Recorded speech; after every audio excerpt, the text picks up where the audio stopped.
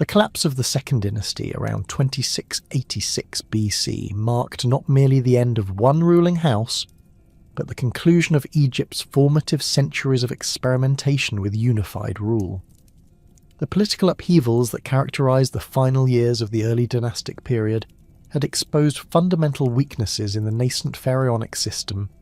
Regional governors wielded excessive autonomy, religious authority remained fragmented among competing priesthoods, and the very concept of kingship lacked the ideological foundation necessary to command absolute obedience across the vast expanse of the Nile Valley.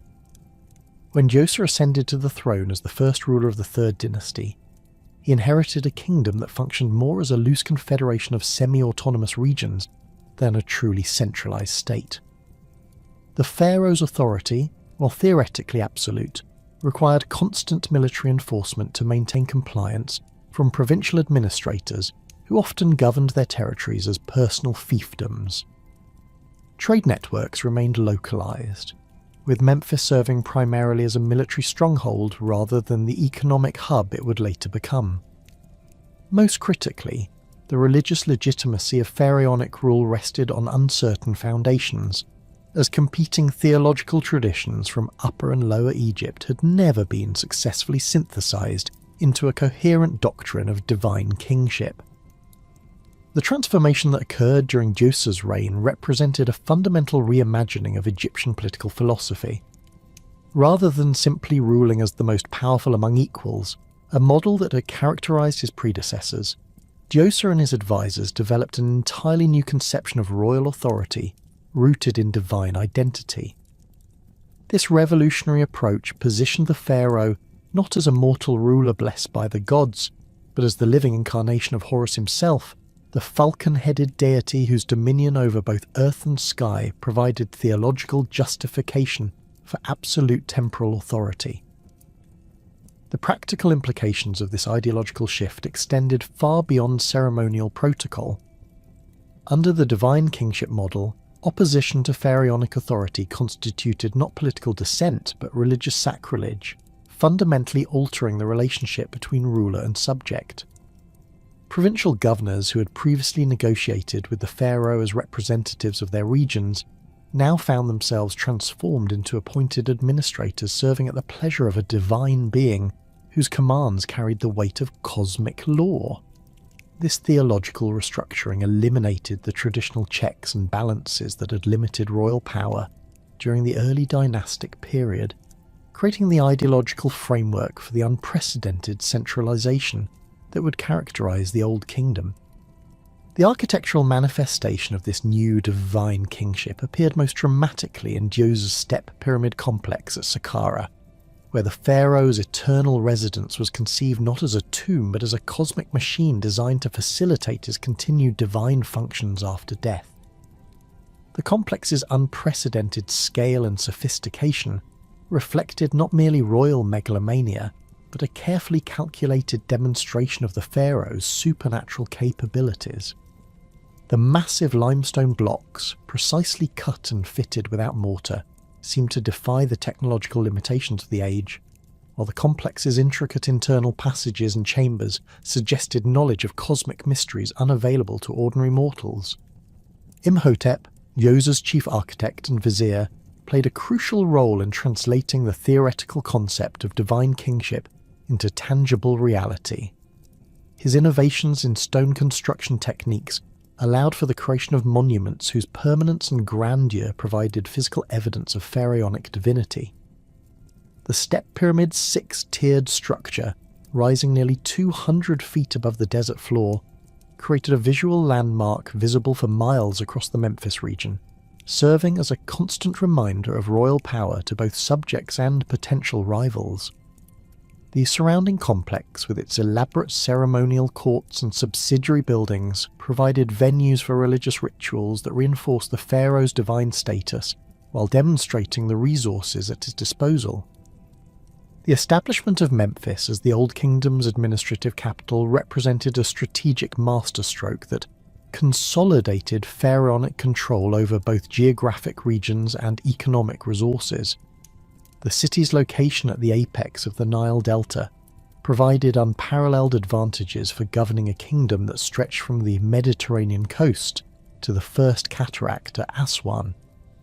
From Memphis, royal administrators could monitor and control the critical junction where the river's single channel divided into the multiple branches that irrigated Lower Egypt's agricultural heartland.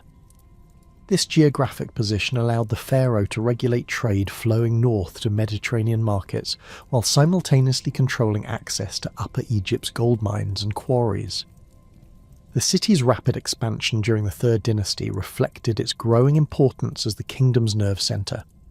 Archaeological evidence reveals a dramatic increase in construction activity, with new residential districts, administrative buildings, and temple complexes spreading across both banks of the Nile. The royal palace complex, situated on elevated ground overlooking the river, provided the pharaoh with commanding views of the surrounding landscape while offering secure communications with regional administrators throughout the kingdom. Massive granaries constructed during this period could store sufficient grain to feed the capital's growing population during lean years, reducing Memphis's dependence on regional suppliers who might use food shortages as political leverage.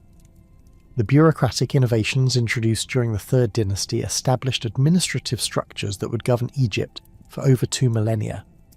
The creation of formal governmental departments, each headed by appointed officials responsible directly to the pharaoh, replaced the informal networks of personal loyalty that had characterized earlier administrations.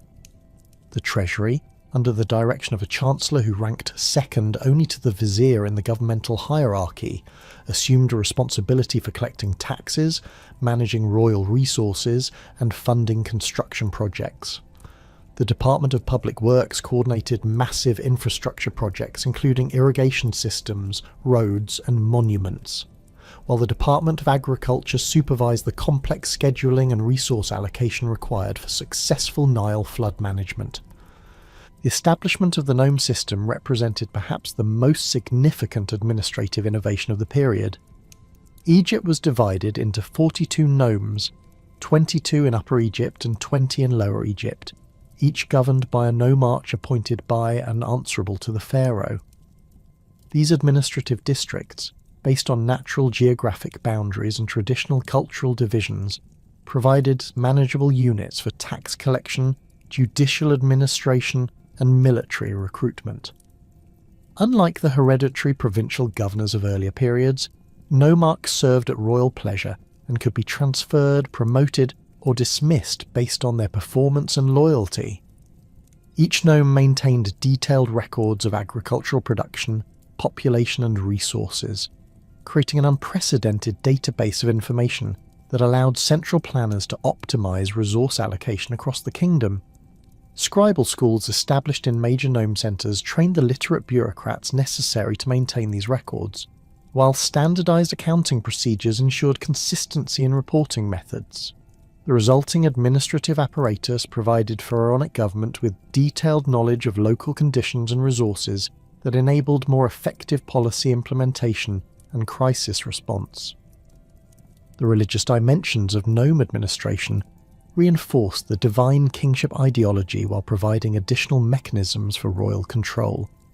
Each nome maintained temples dedicated to local deities, but these religious institutions were increasingly integrated into the broader theological framework that positioned the pharaoh as the supreme intermediary between gods and mortals.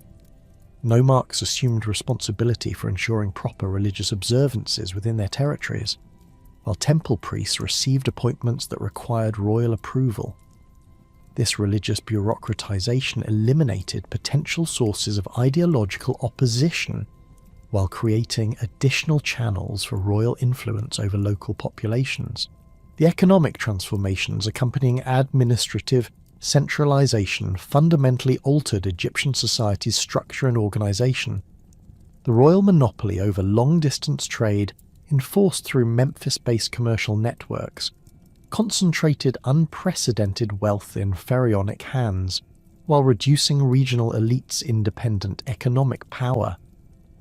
State-sponsored workshops producing luxury goods for royal consumption and diplomatic exchange employed thousands of specialized craftsmen, whose livelihoods depended entirely on royal patronage. The resulting economic dependency created powerful incentives for loyalty among artisan classes who had previously maintained greater independence. Agricultural policy during the Third Dynasty reflected the new administration's sophisticated understanding of Egypt's ecological rhythms and resource management requirements. Royal agricultural advisors developed detailed planting schedules optimized for different soil types and flood conditions, while state-sponsored irrigation projects extended cultivation into previously marginal areas. The construction of strategic granaries throughout the kingdom created buffer stocks that could mitigate the effects of poor flood years, reducing the social unrest that had periodically threatened earlier dynasties. The military reforms accompanying administrative centralization created professional forces loyal to the pharaoh rather than regional commanders. The establishment of permanent garrisons at strategic locations throughout the kingdom provided rapid response capabilities for internal security threats, while demonstrating royal power to potentially rebellious populations. Military units recruited from different nomes were deliberately mixed to prevent the formation of regional loyalties that might threaten central authority, while career advancement opportunities attracted ambitious young men from throughout the kingdom to royal service. The judicial system developed during this period reflected the divine kingship ideology's emphasis on pharaonic authority as the ultimate source of law and justice. Royal courts established in major population centres administered standardised legal codes that superseded local customs and traditions, creating unified legal standards throughout the kingdom. Judges appointed by and responsible to the pharaoh replaced traditional councils of elders, while appeals procedures channeled disputes toward Memphis-based officials who represented royal rather than local interests. The cultural implications of these political and administrative transformations extended throughout Egyptian society, creating new forms of artistic expression, religious practice, and social organisation that would characterise the Old Kingdom for centuries. The concentration of resources and skilled craftsmen in Memphis fostered artistic innovations that reflected the new divine kingship ideology while demonstrating the pharaoh's supernatural capabilities. Monumental architecture, sophisticated sculpture, and elaborate decorative programs created visual vocabularies that communicated royal power to both literate elites and illiterate masses.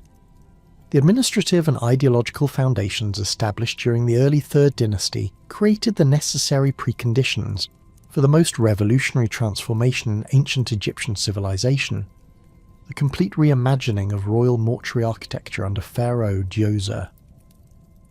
When Giza assumed the throne around 2670 BC, Egyptian royal burial practices remained fundamentally unchanged from those of the early dynastic period. Pharaohs continued to be interred in mastaba tombs, rectangular mud brick structures with flat roofs and sloping sides that housed burial chambers carved into the bedrock below. These monuments, while impressive by contemporary standards, reflected the technological limitations and modest resources available to earlier rulers rather than the unprecedented wealth and organisational capabilities that divine kingship ideology had placed at pharaonic disposal. The mastaba tradition represented more than architectural convention. It embodied specific theological concepts about royal afterlife that would prove incompatible with the evolving divine kingship doctrine.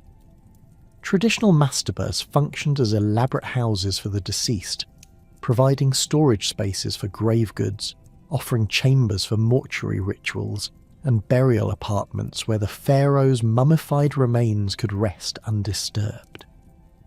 This domestic model of royal afterlife reflected earlier concepts of kingship that positioned the pharaoh as a powerful mortal who required supernatural assistance to navigate the dangers of death, rather than a divine being whose cosmic functions continued unchanged beyond the grave. Giza's revolutionary decision to abandon mastaba construction in favour of an entirely new form of royal monument reflected the theological implications of divine kingship ideology. A pharaoh who was the living incarnation of Horus could not be housed after death in a structure that suggested mortality and dependence on divine protection. Instead, the royal tomb must demonstrate the pharaoh's continued divine status while providing facilities for the complex rituals necessary to maintain his cosmic functions. This theological requirement demanded architectural innovations that would challenge the technical capabilities of Egyptian craftsmen while creating monuments of unprecedented scale and sophistication. The selection of Saqqara as the site for Djoser's revolutionary tomb complex reflected careful strategic planning that extended beyond practical considerations of proximity to Memphis. The elevated plateau overlooking the capital city provided an ideal location for a monument designed to serve as a visible symbol of royal power, while the site's limestone bedrock offered superior construction materials and stable foundations for massive stone structures. More importantly, Saqqara's position on the western bank of the Nile aligned with Egyptian religious traditions that associated the West with the realm of the dead, while its commanding views of the surrounding landscape reinforced the pharaoh's role as divine protector of the kingdom. The appointment of Imhotep as chief architect for Djoser's funerary complex represented a crucial decision that would transform not only royal burial practices, but the entire trajectory of Egyptian civilization. Imhotep's background combined practical architectural experience with theoretical knowledge of engineering principles, mathematical relationships, and religious symbolism that proved essential for translating divine kingship ideology into physical reality. His previous work on palace construction projects had demonstrated mastery of traditional mud brick building techniques, while his position as royal vizier provided intimate knowledge of the administrative resources and organizational capabilities available for the unprecedented construction project. Imhotep's genius lay not in his technical innovations alone, but in his ability to synthesize architectural, engineering, and theological requirements into a coherent design that addressed multiple functions simultaneously. The step pyramid complex needed to serve as the pharaoh's eternal residence, a center for ongoing mortuary rituals, a demonstration of royal power, and a cosmic machine facilitating divine functions. These diverse requirements demanded architectural solutions that transcended traditional building practices while creating entirely new forms of monumental expression. The decision to construct the complex entirely in limestone represented a revolutionary departure from Egyptian building traditions that would require fundamental innovations in quarrying, transportation, and construction techniques.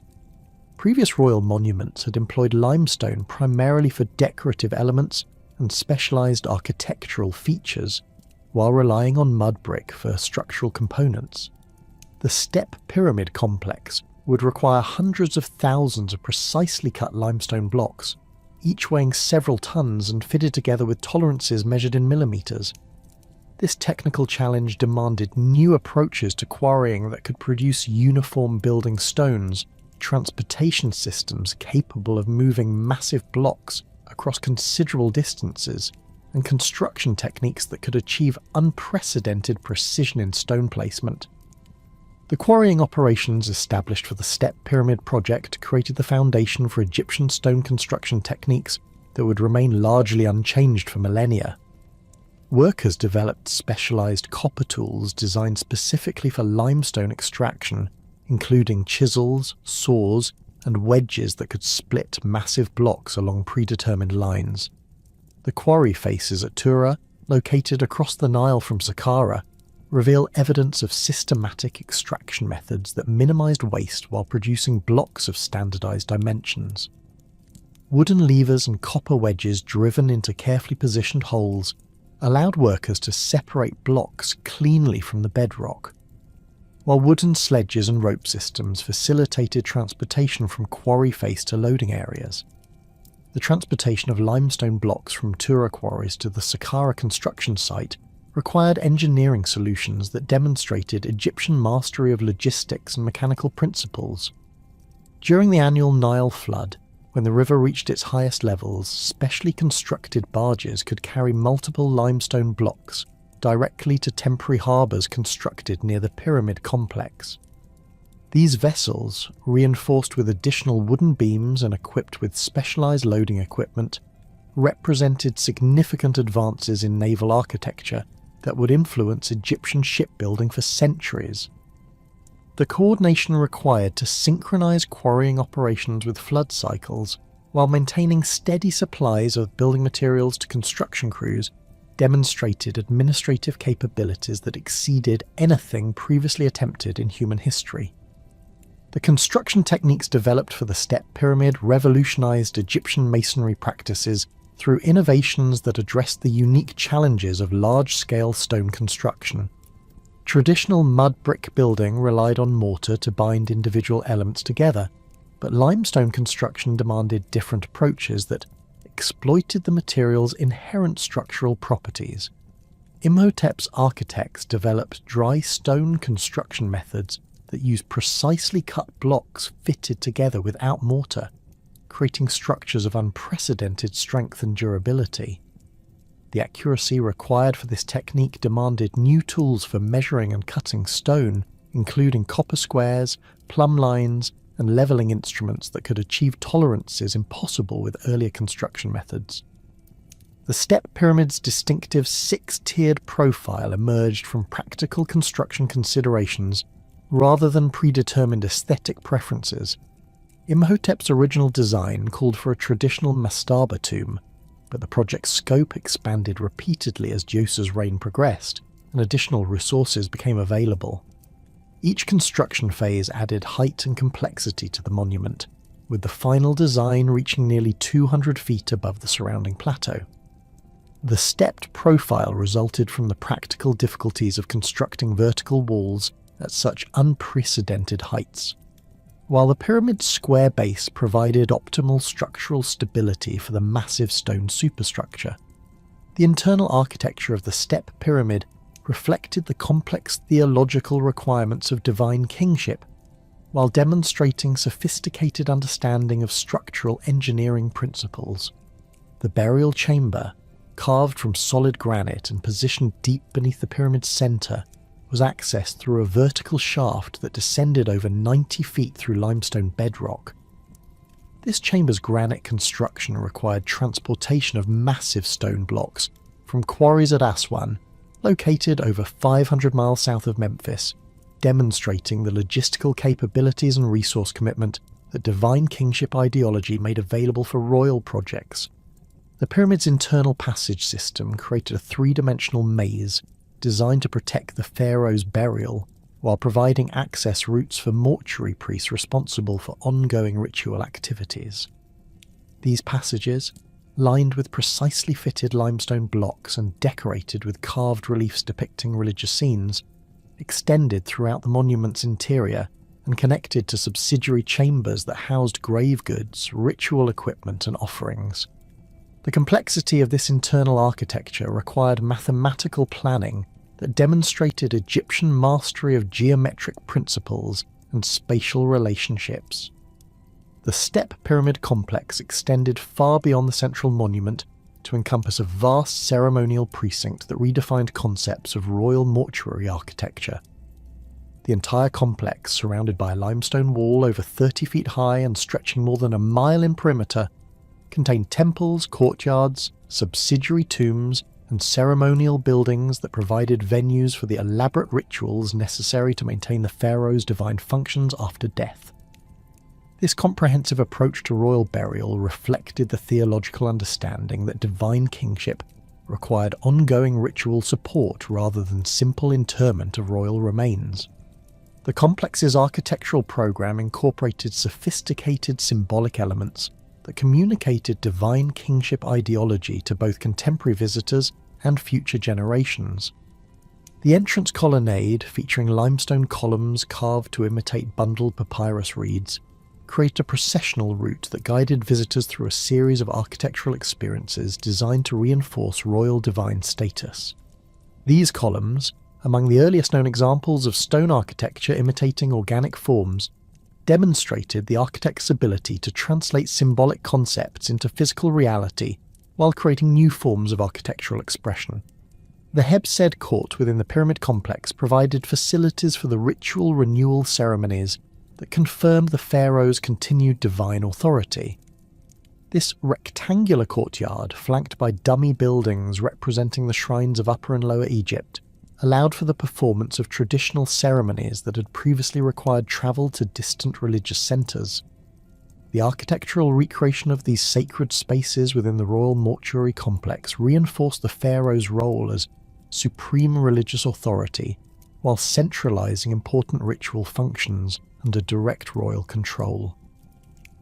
The religious significance of the step pyramid complex extended beyond its function as royal tomb to encompass its role as cosmic centre, linking earthly and divine realms. The pyramid's orientation aligned with cardinal directions and celestial phenomena, while its stepped profile created a symbolic stairway connecting earth and sky. This cosmic symbolism reflected sophisticated astronomical knowledge that allowed architects to incorporate celestial relationships into architectural design, creating monuments that functioned as three-dimensional representations of Egyptian religious cosmology.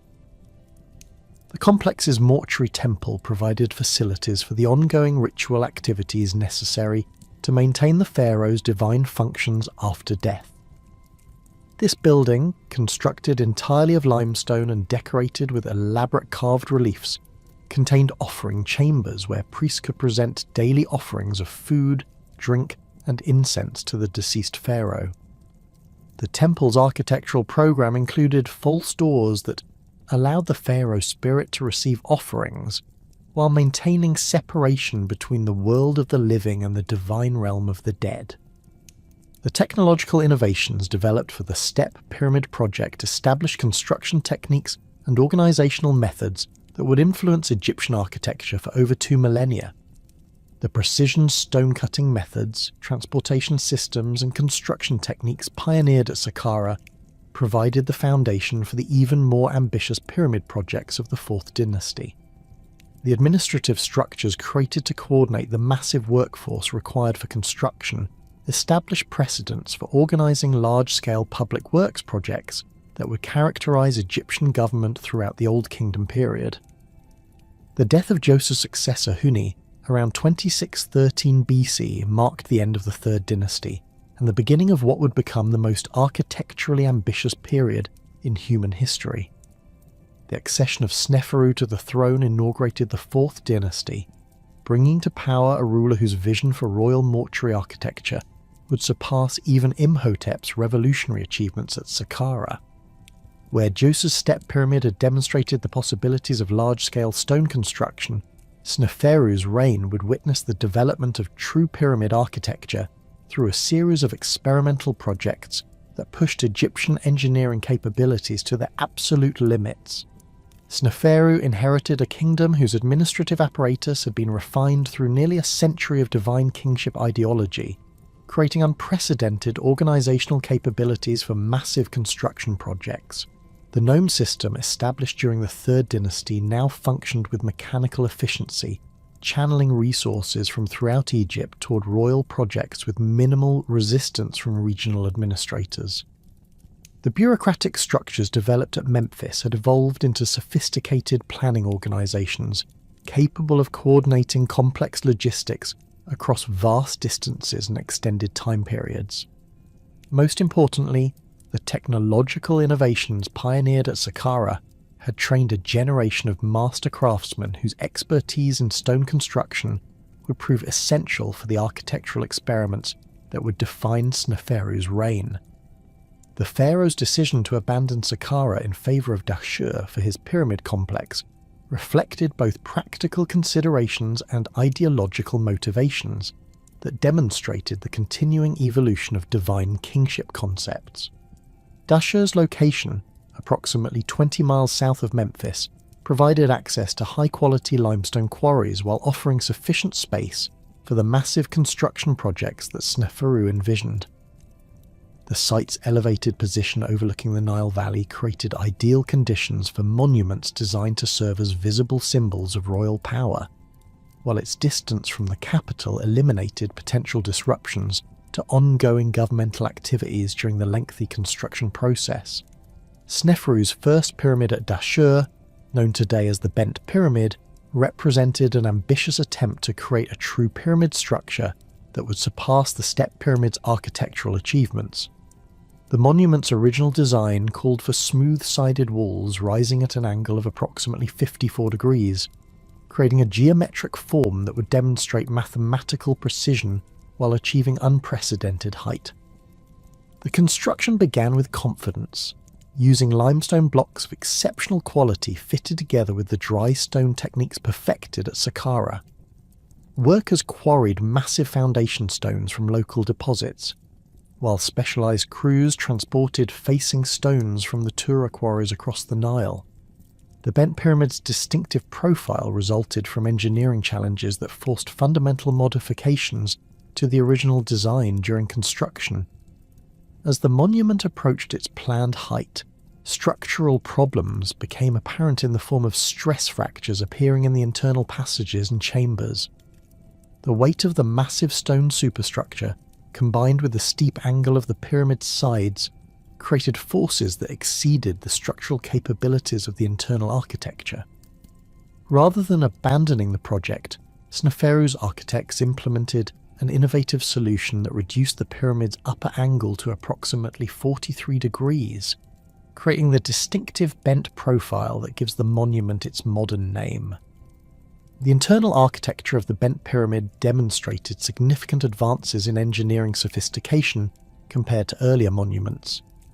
The burial chamber, constructed entirely of limestone blocks fitted together without mortar, featured a corbelled ceiling that distributed the weight of the superstructure across the chamber's walls, rather than concentrating stress on central support elements. This architectural innovation required precise mathematical calculations to determine the optimal angle for each course of stones, while the construction demanded unprecedented accuracy in stone cutting and placement.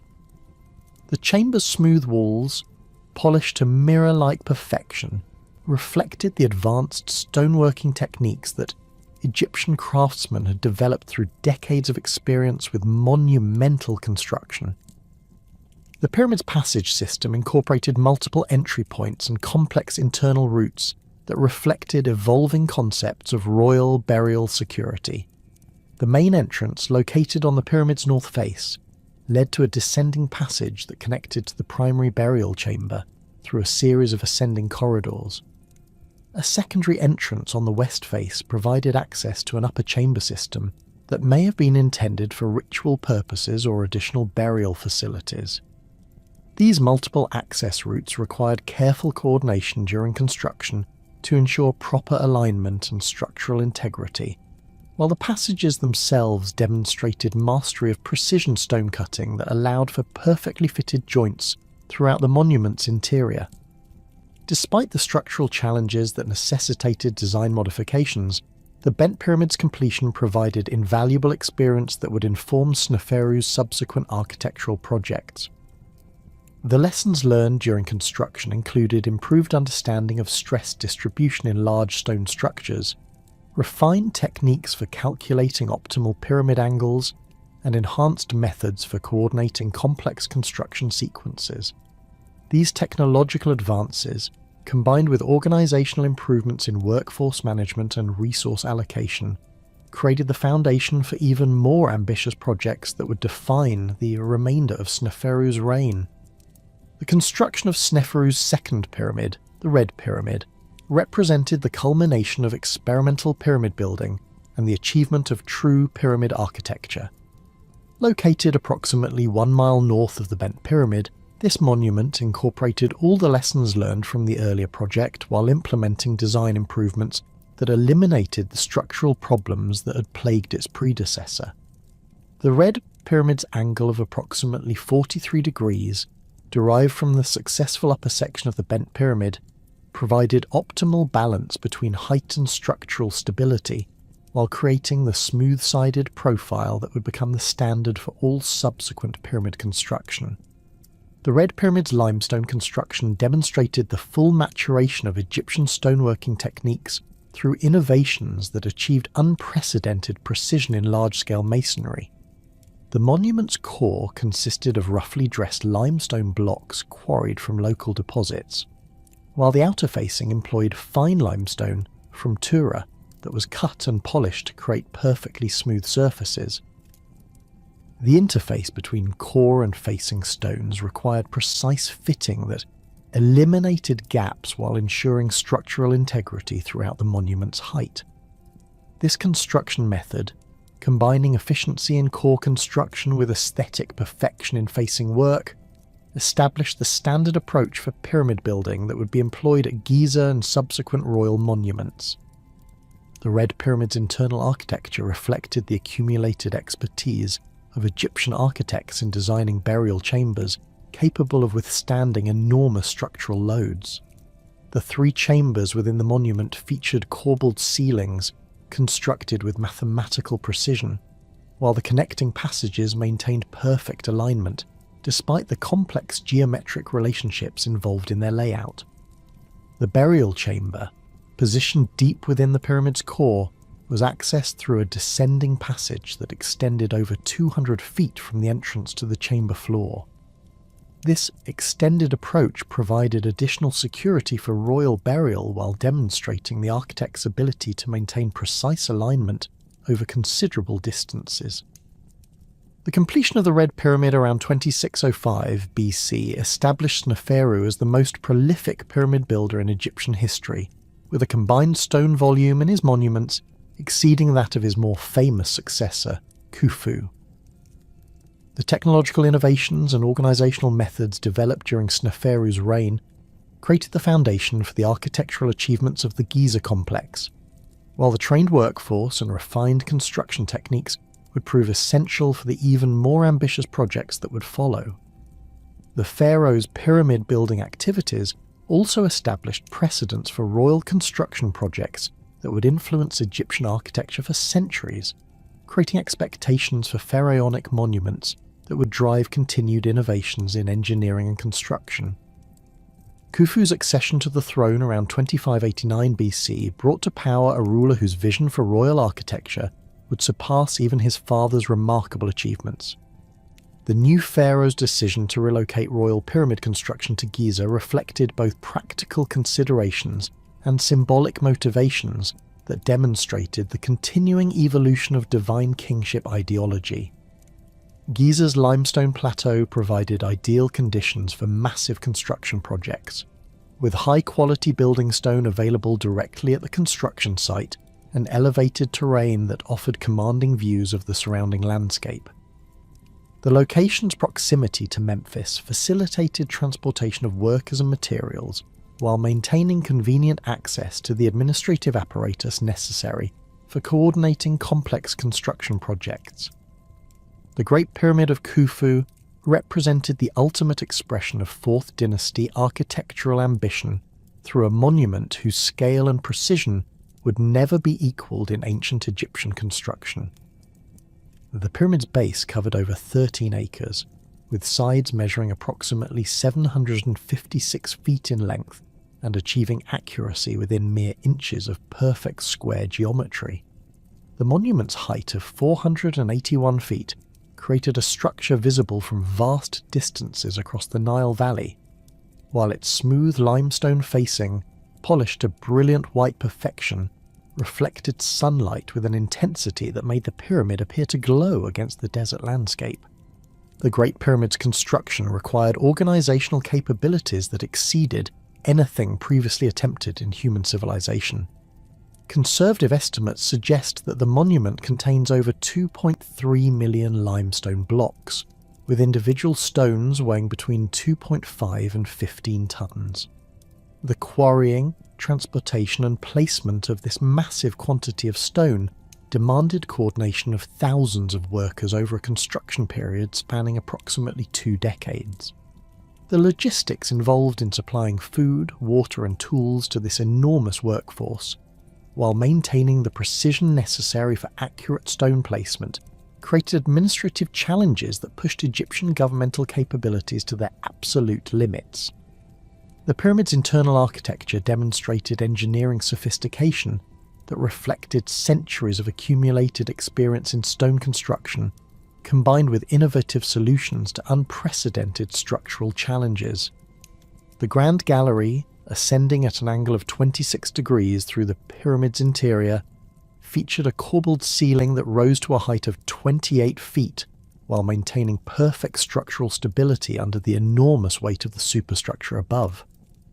This architectural masterpiece required precise mathematical calculations to determine optimal stone placement, while the construction demanded stone-cutting accuracy measured in fractions of inches to achieve proper fit and alignment.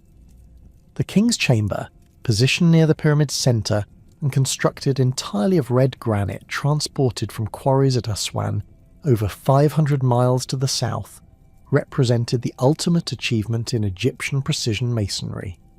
The chamber's walls, floor and ceiling were cut from massive granite blocks fitted together with tolerances so precise that knife blades cannot be inserted between adjacent stones.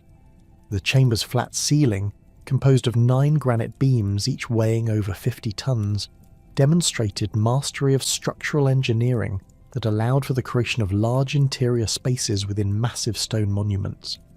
The transportation of these enormous granite elements from distant quarries to the Giza construction site required engineering solutions that pushed Egyptian logistical capabilities to their absolute limits. The pyramid's passage system incorporated multiple chambers and corridors that reflected sophisticated understanding of structural engineering combined with complex theological requirements for royal burial.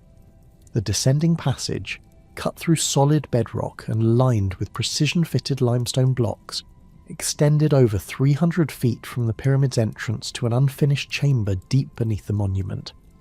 The ascending passage, sealed with massive granite plugs after the pharaoh's burial, led to the Grand Gallery and ultimately to the King's Chamber through a series of architectural spaces that demonstrated unprecedented sophistication in three-dimensional design. The construction workforce for the Great Pyramid represented a mobilization of human resources unparalleled in the ancient world, with recent archaeological evidence suggesting a permanent workforce of approximately 2,000 skilled craftsmen supplemented by rotating crews of up to 20,000 seasonal labourers. These workers were housed in purpose-built settlements adjacent to the construction site, complete with bakeries, breweries and medical facilities that provided comprehensive support for the massive workforce. The organisation required to feed, house and coordinate this enormous labour force demonstrated administrative capabilities that reflected the full maturation of Egyptian governmental systems, developed over centuries of divine kingship. The pyramid construction process employed innovative techniques that maximised efficiency while maintaining the precision necessary for monumental architecture. Ramps constructed of limestone chips and mud brick provided access routes for moving massive stone blocks to increasing heights as construction progressed, while specialised teams of workers developed expertise in specific aspects of pyramid building, including quarrying, transportation, stone cutting and placement. The coordination required to synchronise these diverse activities while maintaining steady progress toward completion created management challenges that drove innovations in project planning and resource allocation. The architectural triumphs of Sneferu and Khufu created an unprecedented demand for skilled artisans whose expertise extended far beyond the practical requirements of pyramid construction. The massive royal workshops established at Memphis, Dashur and Giza during the early 4th dynasty attracted craftsmen from throughout Egypt and beyond, creating concentrated centres of artistic production that would fundamentally transform Egyptian visual culture.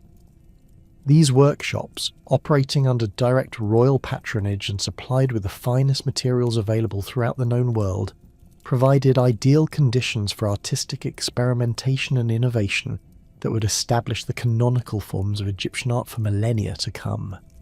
The development of standardized proportional systems during this period represented one of the most significant achievements in the history of artistic representation.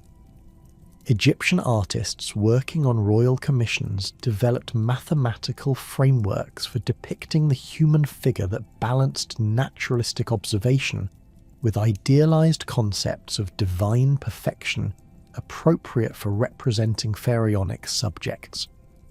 The canonical proportional grid, based on divisions of the human body into 18 equal units from the soles of the feet to the hairline, provided a systematic method for achieving consistent representation across different scales and media while maintaining the dignified bearing considered essential for royal portraiture. This proportional system emerged from practical necessities encountered in decorating the vast interior spaces of pyramid complexes, where multiple artists working simultaneously needed to achieve visual consistency across extensive wall surfaces.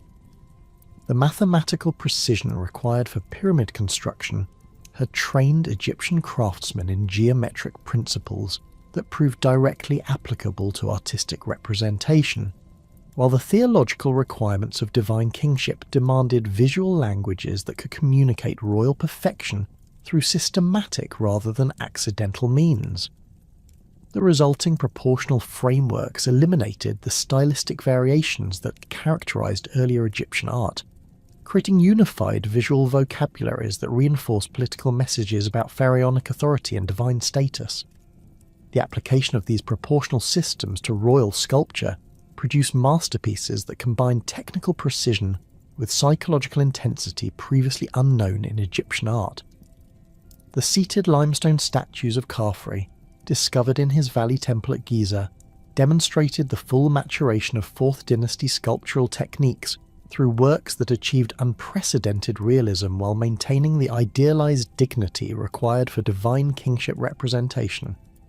These sculptures, carved from single blocks of fine limestone and originally painted in naturalistic colors, presented the pharaoh as simultaneously human and divine, approachable yet awesome, familiar yet transcendent. The Khafre statues revealed sophisticated understanding of optical effects that allowed sculptors to create works that appeared different from various viewing angles, while maintaining consistent proportional relationships throughout. The pharaoh's face, carved with mathematical precision according to canonical proportions, nevertheless captured individual characteristics that made the portrait recognizably specific rather than generically royal. The subtle modelling of facial features, achieved through techniques that required years of training to master, created surfaces that responded to changing light conditions with lifelike vitality while maintaining the permanent dignity appropriate for divine representation. The sculptural treatment of royal regalia in these works demonstrated the artist's mastery of symbolic representation, combined with technical virtuosity in stone carving.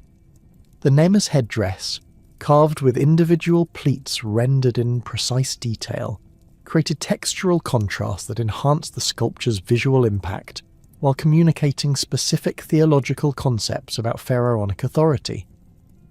The false beard, symbol of divine kingship, was integrated into the composition with mathematical precision that balanced symbolic requirements with aesthetic considerations. The throne, decorated with intricate relief carvings depicting the unification of Upper and Lower Egypt, provided narrative context that reinforced the sculpture's political messages while demonstrating the artist's ability to work effectively across different scales of representation.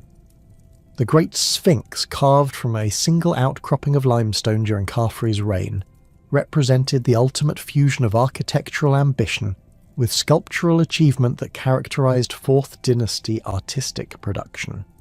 This colossal monument, measuring over 240 feet in length and rising 66 feet above the surrounding plateau, combined the pharaoh's human head with a lion's body to create a visual metaphor for royal power that transcended conventional artistic categories. The Sphinx's scale required innovative approaches to sculptural composition that could maintain visual coherence across vast dimensions while preserving the detailed craftsmanship necessary for effective royal representation. The technical challenges involved in carving the Sphinx pushed Egyptian sculptural techniques to unprecedented levels of sophistication.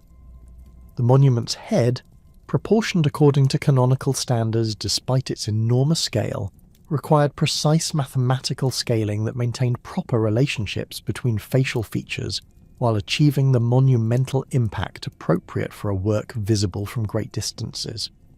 The body, carved to suggest the powerful musculature of a resting lion, demonstrated anatomical knowledge that combined careful observation of natural forms with idealized concepts of strength and majesty appropriate for royal symbolism. The Sphinx's integration into the broader landscape of the Giza complex revealed sophisticated understanding of environmental design that treated individual monuments as components of larger artistic compositions. The sculpture's position, aligned with the causeway connecting Khafre's pyramid to his valley temple, created visual relationships that enhanced both monuments while establishing sightlines that guided visitors through carefully orchestrated architectural experiences. The Sphinx's gaze, directed toward the eastern horizon where the sun rose each dawn, incorporated astronomical symbolism that reinforced theological concepts about pharaonic divinity while creating temporal dimensions that connected the monument to cosmic cycles. The development of relief carving techniques during the Fourth Dynasty established artistic standards that would influence Egyptian decorative programs for over 2 millennia. The limestone reliefs decorating pyramid temples and mastaba tombs achieved unprecedented refinement in both technical execution and compositional sophistication, creating narrative programs that combined religious instruction with aesthetic pleasure in ways that served multiple functions simultaneously.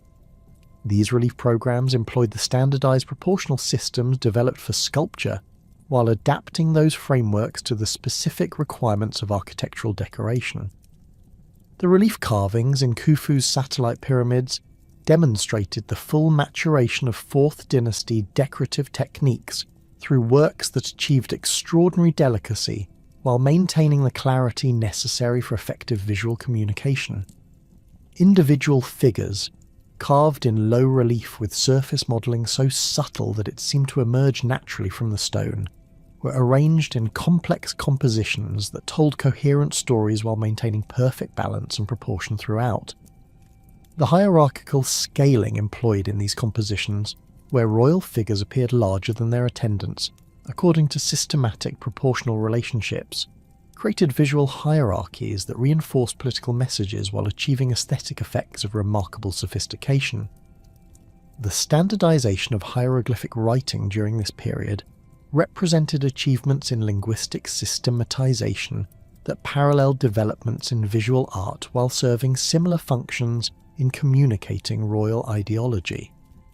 The royal scribal schools established at Memphis during the early Fourth Dynasty developed standardized forms for hieroglyphic signs that eliminated regional variations while establishing consistent relationships between written symbols and their phonetic or ideographic meanings. These standardized writing systems enabled the production of the religious and administrative texts that could be understood consistently throughout the kingdom, creating unified literary cultures that reinforced political centralization. The religious texts produced during this period established theological frameworks that would influence Egyptian religious thought for millennia, while providing literary foundations for the divine kingship ideology that justified pharaonic authority. The pyramid texts, although not inscribed until the Fifth Dynasty, drew upon religious traditions that were systematized and codified during the Fourth Dynasty through the efforts of royal scribes working under direct pharaonic patronage.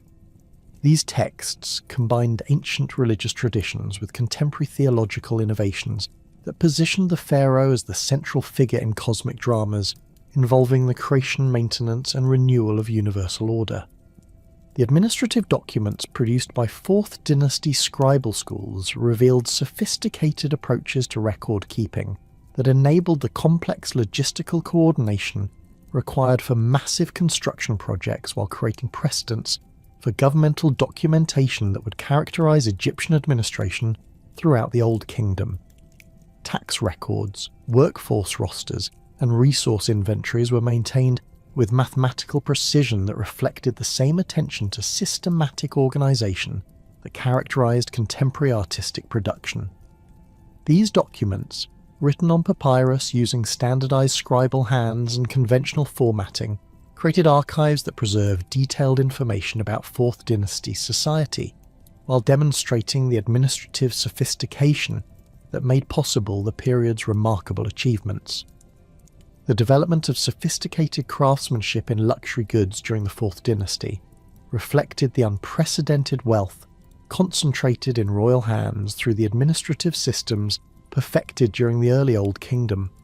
Royal workshops producing jewellery, furniture and decorative objects employed the finest materials available throughout the ancient world, including gold from Nubian mines, silver from Anatolian sources, lapis lazuli from Afghanistan, and cedarwood from Lebanese forests.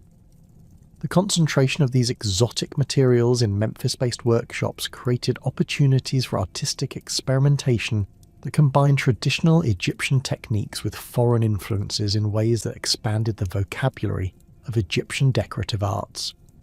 The jewellery discovered in 4th Dynasty royal burials demonstrated technical mastery that achieved effects of extraordinary delicacy, while maintaining the symbolic clarity necessary for effective royal regalia.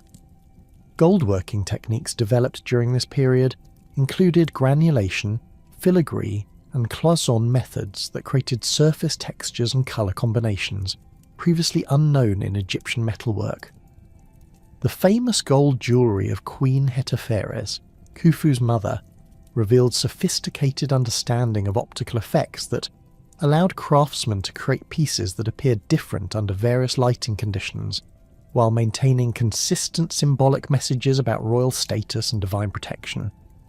The furniture produced for 4th Dynasty royal burials combined functional requirements with aesthetic considerations in ways that created new categories of decorative art.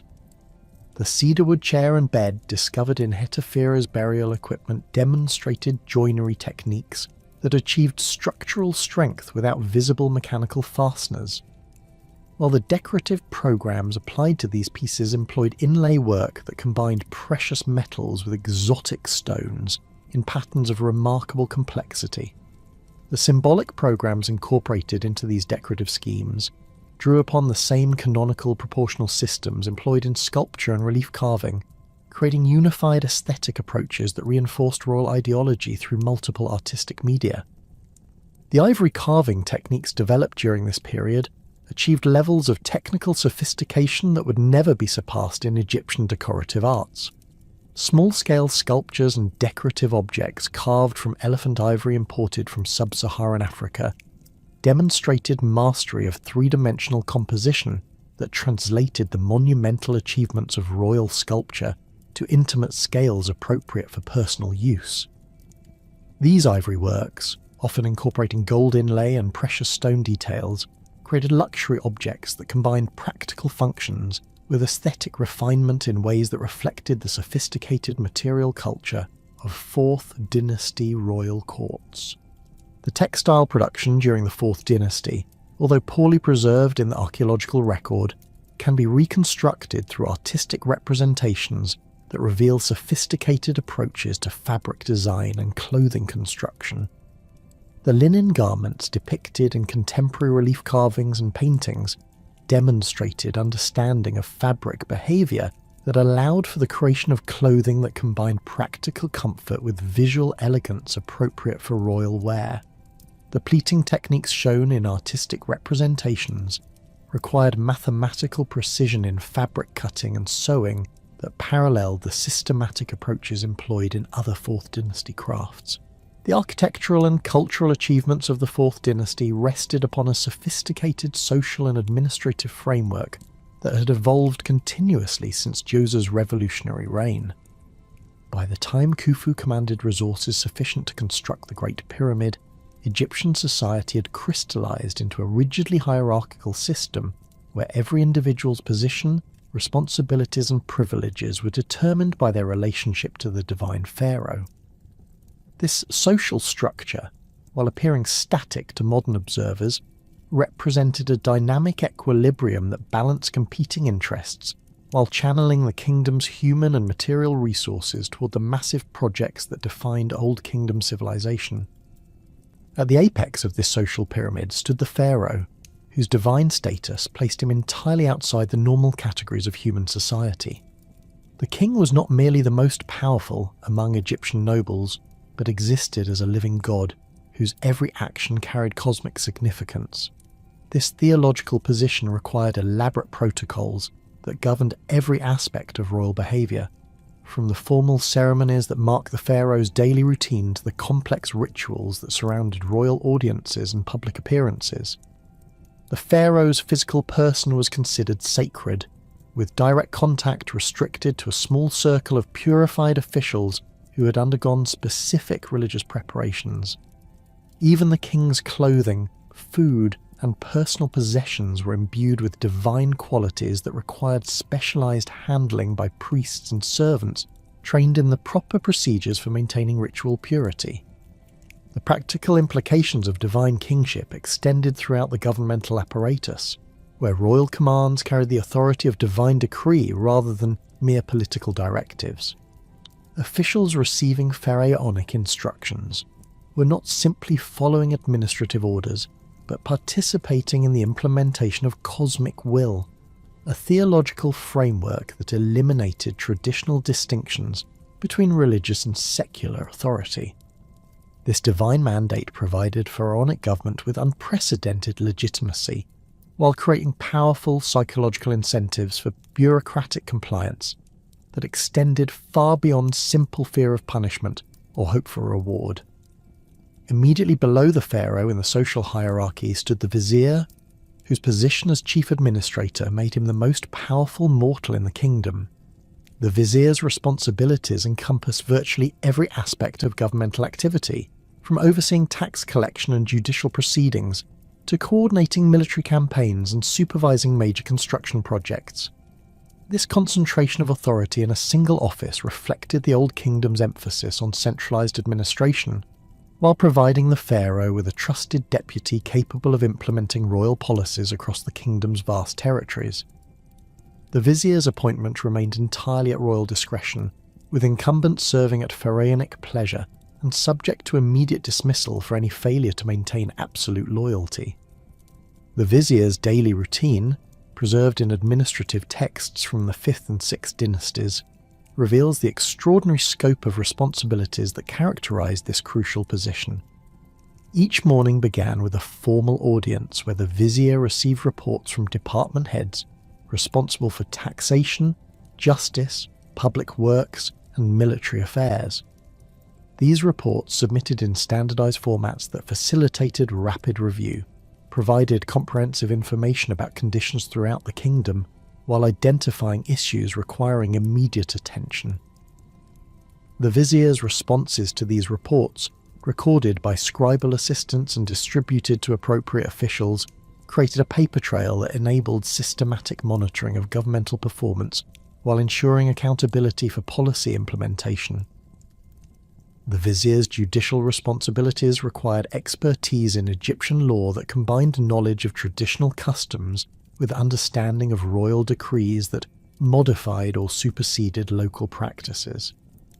Major legal cases, particularly those involving property disputes between temples or conflicts between nome administrators, required vizierial intervention to ensure consistent application of royal policy. The vizier's court, located within the royal palace complex at Memphis, served as the kingdom's supreme judicial authority, with decisions carrying the full weight of pharaonic approval. Appeals to the vizier's court followed established procedures that balanced access to justice with protection against frivolous litigation that might overwhelm the governmental apparatus. Beneath the vizier, the Old Kingdom's administrative structure divided into specialized departments that reflected the complex requirements of governing a large territorial state with diverse economic and social systems. The Treasury, headed by a chancellor who ranked among the kingdom's most senior officials, assumed responsibility for collecting taxes, managing royal resources, and funding governmental operations. The Treasury's organisation revealed sophisticated understanding of fiscal management that enabled long-term planning for major projects while maintaining sufficient reserves to address emergencies and seasonal variations in revenue. Tax collection procedures standardized throughout the kingdom employed assessment methods based on agricultural productivity, craft production, and commercial activity that created equitable systems while maximizing governmental income.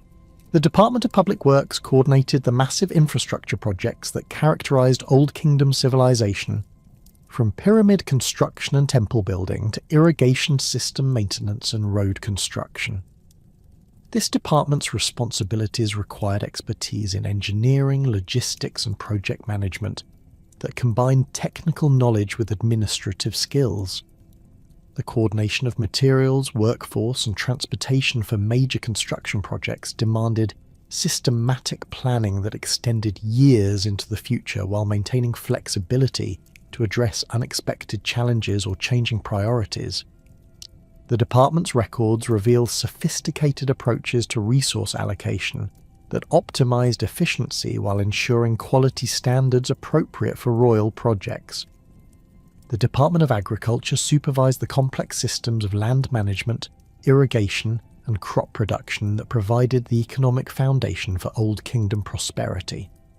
This department's officials maintained detailed records of land ownership, cultivation patterns, and harvest yields that enabled central planners to optimize agricultural productivity while ensuring adequate food supplies for the kingdom's growing population. The coordination required for successful Nile flood management involved thousands of workers throughout the kingdom, with timing and resource allocation decisions made months in advance based on careful observation of river conditions and weather patterns. The nome system, refined continuously throughout the Old Kingdom period, provided the administrative framework that connected central government with local populations while maintaining royal control over regional resources and activities. Each nome's administration replicated the departmental structure of the central government on a smaller scale, with local officials responsible for taxation, justice, public works, and agricultural management within their territories. The nomarch, appointed by and answerable to the pharaoh, served as the royal representative while maintaining detailed knowledge of local conditions and customs that informed policy implementation. Nome administration required delicate balance between central authority and local autonomy that reflected the practical challenges of governing diverse regions with different economic systems, cultural traditions, and geographic conditions. Nomarchs needed sufficient authority to address local issues effectively while remaining subordinate to Memphis-based officials who coordinated kingdom-wide policies. The selection of nomarchs reflected royal attention to both administrative competence and political loyalty, with appointments often going to individuals whose family backgrounds and personal connections ensured reliable service to pharaonic interests. The social structure beneath the administrative elite reflected Egypt's agricultural economy while accommodating the specialized crafts and commercial activities that supported royal projects and international trade. The scribal class, whose literacy skills made them indispensable for governmental and religious functions, occupied positions of considerable prestige and economic security despite their non-noble origins. Scribal schools, established in major administrative centers throughout the kingdom, provided education that combined technical training in writing and mathematics with instruction in law, religion, and governmental procedures. Graduates of these schools found employment in nome administrations, temple bureaucracies, and royal workshops where their skills commanded respect and provided opportunities for social advancement. The craftsmen responsible for producing the luxury goods and architectural elements that characterized Old Kingdom material culture formed specialized guilds that maintained technical standards while protecting trade secrets and economic interests. Master craftsmen working on royal projects enjoyed high social status and economic privileges that reflected the value placed on their expertise, while apprentice systems ensured the transmission of technical knowledge across generations. The concentration of skilled craftsmen in Memphis and other major centers created communities of specialists whose interactions fostered innovation while maintaining the quality standards required for royal commissions. The agricultural population, comprising the vast majority of Egyptian society, lived within village communities that maintained traditional social structures while adapting to the administrative requirements of the centralized state. Farmers worked land owned by the pharaoh, temples, or noble estates according to complex arrangements that balanced individual subsistence needs with obligations to provide surplus production for taxation and redistribution. Village headmen, selected from local families with traditional authority, served as intermediaries between agricultural communities and nome administrators, while maintaining responsibility for organising collective labour projects and resolving local disputes. The legal system that governed Old Kingdom society reflected the divine kingship ideology, while incorporating traditional customs and practical considerations that addressed the diverse needs of a complex territorial state. Egyptian law recognised distinct categories of legal status that determined individual rights and responsibilities, with free citizens enjoying protection under royal law, while slaves and servants remained subject to their master's authority. Property rights, carefully defined and systematically enforced, provided security for agricultural and commercial activities while ensuring royal prerogatives over strategic resources and major commercial enterprises.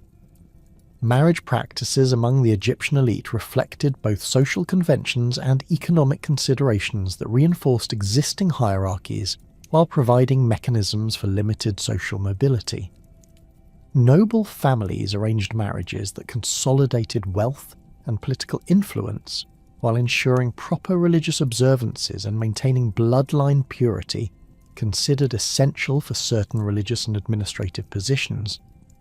Royal marriages, governed by complex theological requirements, often involved unions between close relatives that preserved divine bloodlines, while creating political alliances between different branches of the royal family. Family structures throughout Egyptian society emphasized patriarchal authority, while providing women with legal rights and economic opportunities that exceeded those available in many contemporary civilizations. Women could own property, engage in commercial activities, and initiate legal proceedings in their own right, while royal and noble women sometimes wielded considerable political influence through their relationships with male relatives in positions of authority. The economic roles available to women included textile production, food processing, and religious activities that provided income and social status independent of male family members. The economic foundation of Old Kingdom society rested upon sophisticated systems of agricultural production that maximized the Nile Valley's natural advantages while supporting population levels unprecedented in the ancient world. The annual flood cycle, carefully monitored and managed through extensive irrigation systems, provided the water and fertile soil necessary for intensive cultivation of wheat, barley, and other staple crops. Agricultural techniques, refined through centuries of experimentation, achieved yields that supported not only the farming population, but also the substantial non-agricultural workforce required for governmental administration, military service, and specialized craft production. Trade networks extending throughout the ancient Near East and into sub-Saharan Africa provided access to exotic materials and luxury goods that enhanced royal prestige while supplying raw materials for Egyptian craft production. Commercial expeditions, organized under royal sponsorship and protection, established trading relationships that brought cedar wood from Lebanon, lapis lazuli from Afghanistan, gold from Nubia, and ivory from Central Africa. These trade relationships required diplomatic arrangements that positioned Egypt as a major regional power, while creating economic dependencies that enhanced pharaonic influence throughout the ancient world. The redistribution system centered on royal and temple estates provided mechanisms for allocating resources throughout Egyptian society, while maintaining the hierarchical relationships that characterized Old Kingdom's social structure. Royal estates, managed by appointed administrators and worked by dependent labourers, produced agricultural surpluses that supported governmental activities while providing reserves for emergency distribution during years of poor harvests. Temple estates endowed by royal grants and managed by priestly bureaucracies combined religious functions with economic activities that supported temple personnel while contributing to the broader redistributive network. The sophisticated administrative apparatus that governed Old Kingdom society operated within a religious framework that permeated every aspect of Egyptian civilization, from the cosmic responsibilities of divine kingship to the daily rituals performed by ordinary citizens seeking divine protection. The theological system that emerged during this period represented a revolutionary synthesis of ancient Egyptian religious traditions with the innovative concepts required to justify and maintain pharaonic authority over an increasingly complex territorial state. This religious evolution paralleled the administrative and architectural developments that characterized the Old Kingdom, creating unified ideological foundations that supported the unprecedented social and political achievements of the period. The elevation of Ra, the sun god of Heliopolis, to supreme position within the Egyptian pantheon reflected both theological sophistication and political calculation that demonstrated the Old Kingdom's systematic approach to religious organization. Ra's identification with the daily solar cycle provided a cosmic framework that explained the pharaoh's divine authority through natural phenomena observable throughout the kingdom, while the god's association with creation myths positioned royal power within universal narratives that transcended local traditions and regional variations. The theological elaboration of Ra's characteristics during the 4th and 5th dynasties created a comprehensive religious system that integrated solar worship with traditional Egyptian deities through complex mythological relationships that satisfied both intellectual requirements and popular religious sensibilities. The Heliopolitan cosmogony, centered on Ra's role as creator deity, provided theological justification for pharaonic authority that extended beyond simple political convenience to encompass sophisticated philosophical concepts about the nature of divine power and cosmic order. According to this creation myth, Ra emerged from the primordial waters of Nun through an act of self-generation that established the fundamental principles governing universal existence. The god's subsequent creation of other deities through various means, speaking them into existence, spitting them forth, or generating them through intimate union, created a divine hierarchy that paralleled and justified the social stratification of Egyptian society. The pharaoh's identification as Ra's earthly representative positioned royal authority within this cosmic framework, making opposition to pharaonic rule equivalent to rebellion against the fundamental order of creation. The integration of solar theology with traditional Egyptian religious practices required sophisticated theological work that balanced innovation with respect for ancient traditions that commanded popular loyalty throughout the kingdom.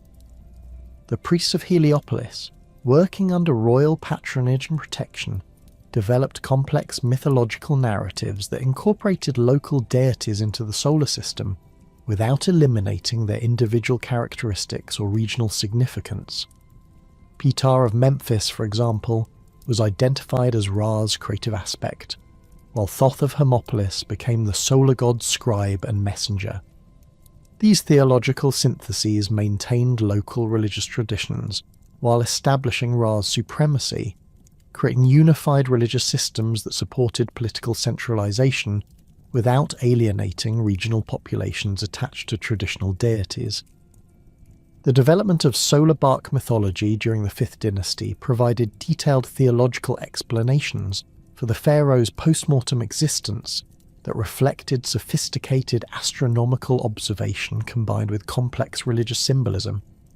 According to these beliefs, Ra travelled across the sky each day in a solar boat, accompanied by various deities who protected the sun god from the forces of chaos that threatened cosmic order. During the night, Ra's bark descended into the underworld, where the god battled the serpent Apophis and other enemies of creation before emerging victorious at dawn to begin another daily cycle. The pharaoh's identification with Ra enabled royal participation in this cosmic drama, ensuring the king's continued divine functions after death, while providing theological justification for the elaborate mortuary preparations required to facilitate royal afterlife.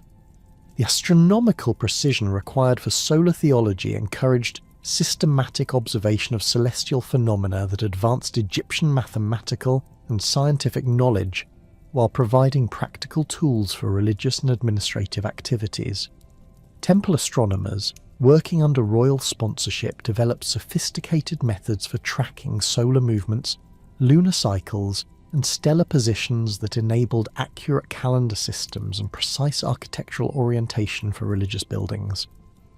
The alignment of pyramid complexes with cardinal directions and specific stars reflected this astronomical expertise while demonstrating the integration of scientific knowledge with religious symbolism that characterized Old Kingdom intellectual achievements. The mortuary beliefs that evolved during the Old Kingdom represented a fundamental transformation in Egyptian concepts of death and afterlife that reflected the theological implications of divine kingship ideology. Traditional Egyptian burial practices had emphasized the preservation of the deceased's physical form and the provision of material goods necessary for continued existence in a realm that closely resembled earthly life. The divine status of Old Kingdom pharaohs required more sophisticated theological frameworks that addressed the unique challenges of maintaining divine functions beyond physical death while ensuring the continued cosmic responsibilities that justified royal authority among the living. The development of mummification techniques during the Old Kingdom reflected both practical requirements for preserving royal remains and theological concepts about the relationship between physical and spiritual aspects of human existence. The elaborate procedures employed in royal mummification combined empirical knowledge of human anatomy with religious beliefs about the multiple components of individual identity that survived physical death. The removal of internal organs, their separate preservation in canopic jars protected by specific deities, and the treatment of the body with natron salts and aromatic resins created preserved remains that could serve as permanent vessels for the pharaoh's spiritual essence, while maintaining the physical integrity considered necessary for afterlife existence. The theological sophistication underlying mummification practices revealed detailed understanding of human anatomy that advanced medical knowledge while serving religious purposes. The careful removal of the brain through the nasal cavity, the precise extraction of abdominal organs without damaging the body's exterior appearance, and the treatment of tissues with preservative substances demonstrated surgical skills that required extensive training and experience. The priests responsible for mummification procedures underwent lengthy apprenticeships that combined technical instruction with religious education, creating specialized professional classes whose expertise served both practical and theological functions. The evolution of canopic jar traditions during the Old Kingdom reflected the integration of anatomical knowledge with complex religious symbolism that protected specific organs while maintaining their availability for afterlife functions. The four sons of Horus, Imseti, Duamutef, Hapi, and Kebesenuef assumed a responsibility for protecting the liver, stomach, lungs, and intestines respectively, while their association with cardinal directions created cosmic frameworks that positioned preserved organs within universal spatial relationships. The artistic programs decorating canopic jars employed the same canonical, proportional systems developed for royal sculpture, creating unified aesthetic approaches that reinforced religious messages while demonstrating the integration of artistic and theological concerns.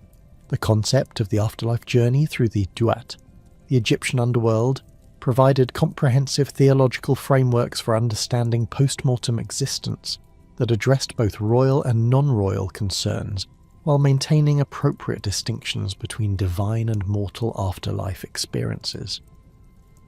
The Duat was conceived as a complex landscape containing rivers, lakes, fields, and cities that paralleled earthly geography, while incorporating supernatural elements that reflected the transformed nature of post-mortem existence.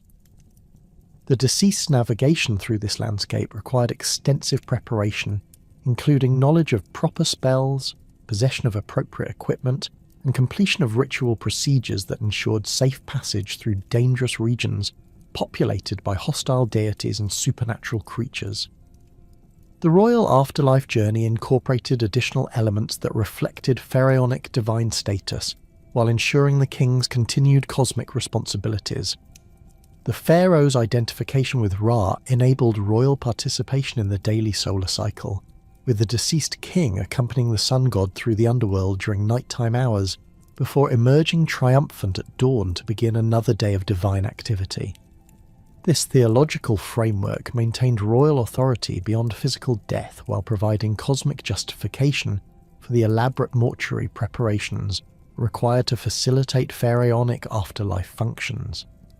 The pyramid texts, inscribed in the burial chambers of 5th and 6th dynasty pyramids, represented the earliest known religious literature and provided detailed insights into Old Kingdom theological concepts and funerary rituals.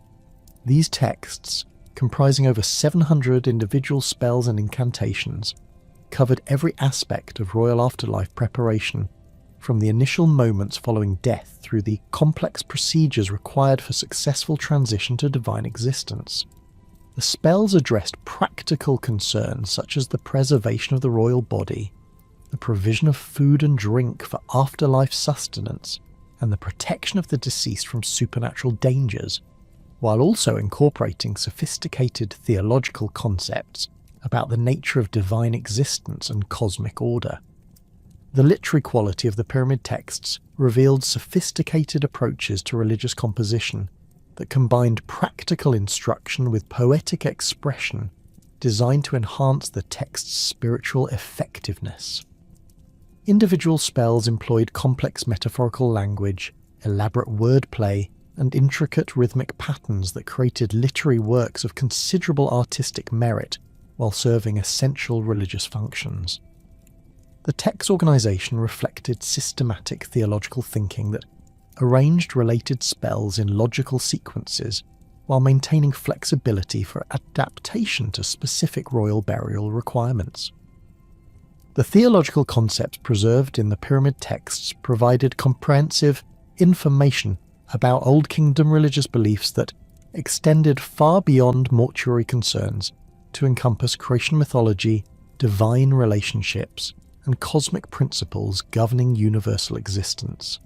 The text's references to ancient religious traditions reveal the continuity of Egyptian theological development while documenting innovations that reflected changing political and social conditions. The integration of solar theology with traditional religious concepts demonstrated the sophisticated intellectual work required to maintain religious coherence while adapting to new political requirements. The establishment of mortuary cults for deceased pharaohs created permanent religious institutions that maintained ongoing ritual activities while providing economic and social structures that influenced Egyptian society for centuries. These cults, endowed with agricultural estates and staffed by hereditary priests, performed daily offerings, seasonal festivals, and special ceremonies that ensured the continued divine functions of deceased rulers while providing employment for substantial numbers of religious personnel. The economic resources devoted to mortuary cults represented significant proportions of royal wealth, with some pyramid complexes receiving endowments that included entire villages and their agricultural production. The social organization of mortuary cults reflected the hierarchical principles that characterized Old Kingdom society, while creating new categories of religious professionals whose status derived from their service to deceased pharaohs. High priests responsible for overseeing cult activities ranked among the kingdom's most prestigious religious officials, while specialized priests performed specific ritual functions that required extensive training and maintained strict purity requirements.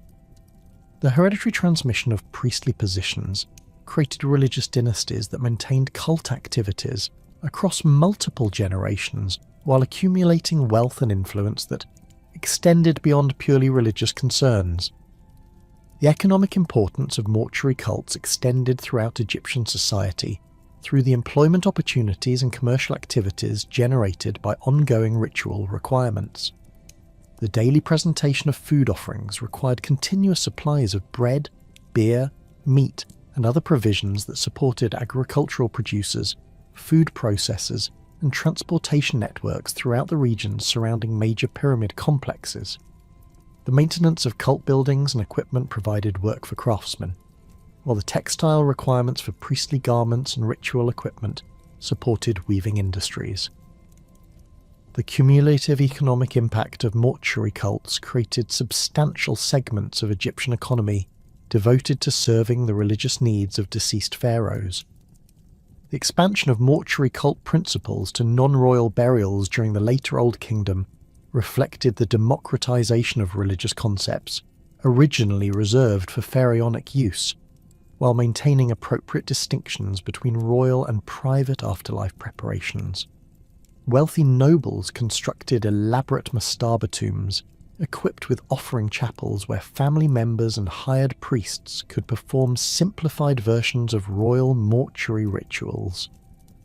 These private mortuary cults, while lacking the resources and theological sophistication of royal establishments, provided models for afterlife preparation that extended sophisticated religious concepts throughout Egyptian elite society. The artistic programs decorating private tomb chapels reveal the adaptation of royal iconographic systems to non-royal contexts, while maintaining respect for the theological distinctions that separated divine and mortal afterlife experiences. Relief carvings and painted scenes depicted daily life activities, agricultural scenes, and craft production that would continue in the afterlife, while carefully avoiding royal prerogatives and divine attributes reserved for pharaonic use. These decorative programs provided detailed information about Old Kingdom social and economic life, while demonstrating the influence of royal artistic standards on private artistic production.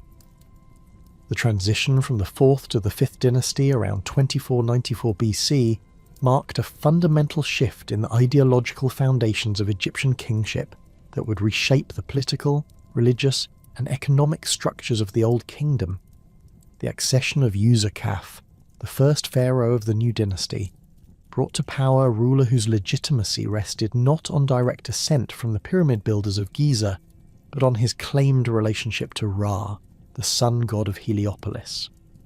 This theological reorientation represented more than dynastic change. It signalled a revolutionary transformation in royal ideology that would elevate solar religion to unprecedented prominence while fundamentally altering the relationship between pharaonic authority and religious institutions. The Westcar Papyrus, though composed much later, preserves traditions suggesting that the first 3 5th dynasty pharaohs were born of a divine union between Ra and the wife of a priest of Ra at Heliopolis. While these stories clearly represent mythological rather than historical accounts, they reflect the dynasty's deliberate emphasis on solar connections that distinguish 5th dynasty kingship from the architectural monumentalism that had characterized their 4th dynasty predecessors.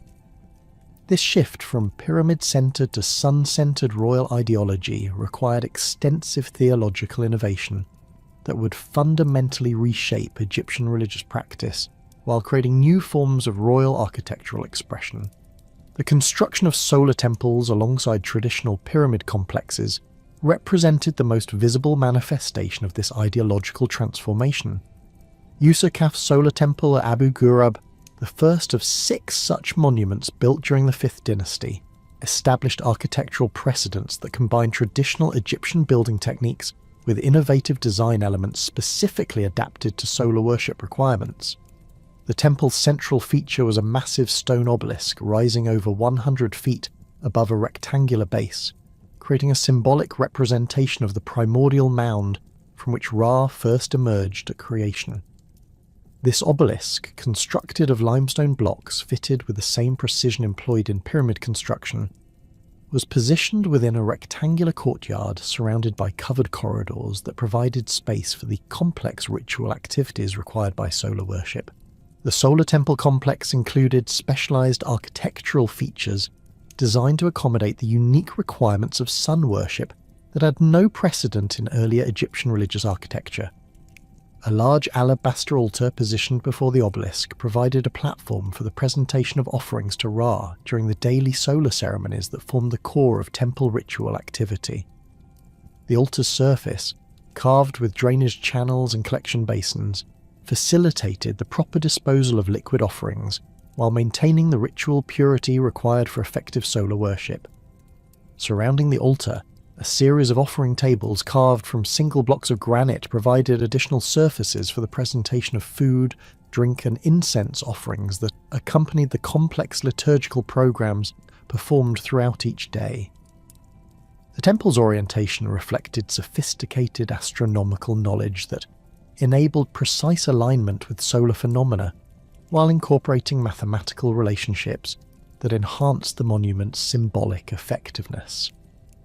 The main axis of the complex aligned with the cardinal directions, while secondary alignments incorporated relationships to specific stars and seasonal solar positions that created cosmic connections extending throughout the annual calendar. The temple's entrance faced east, allowing the first rays of the rising sun to illuminate the obelisk's apex each dawn, while the internal arrangement of courtyards and corridors created sightlines that tracked the sun's daily movement across the sky.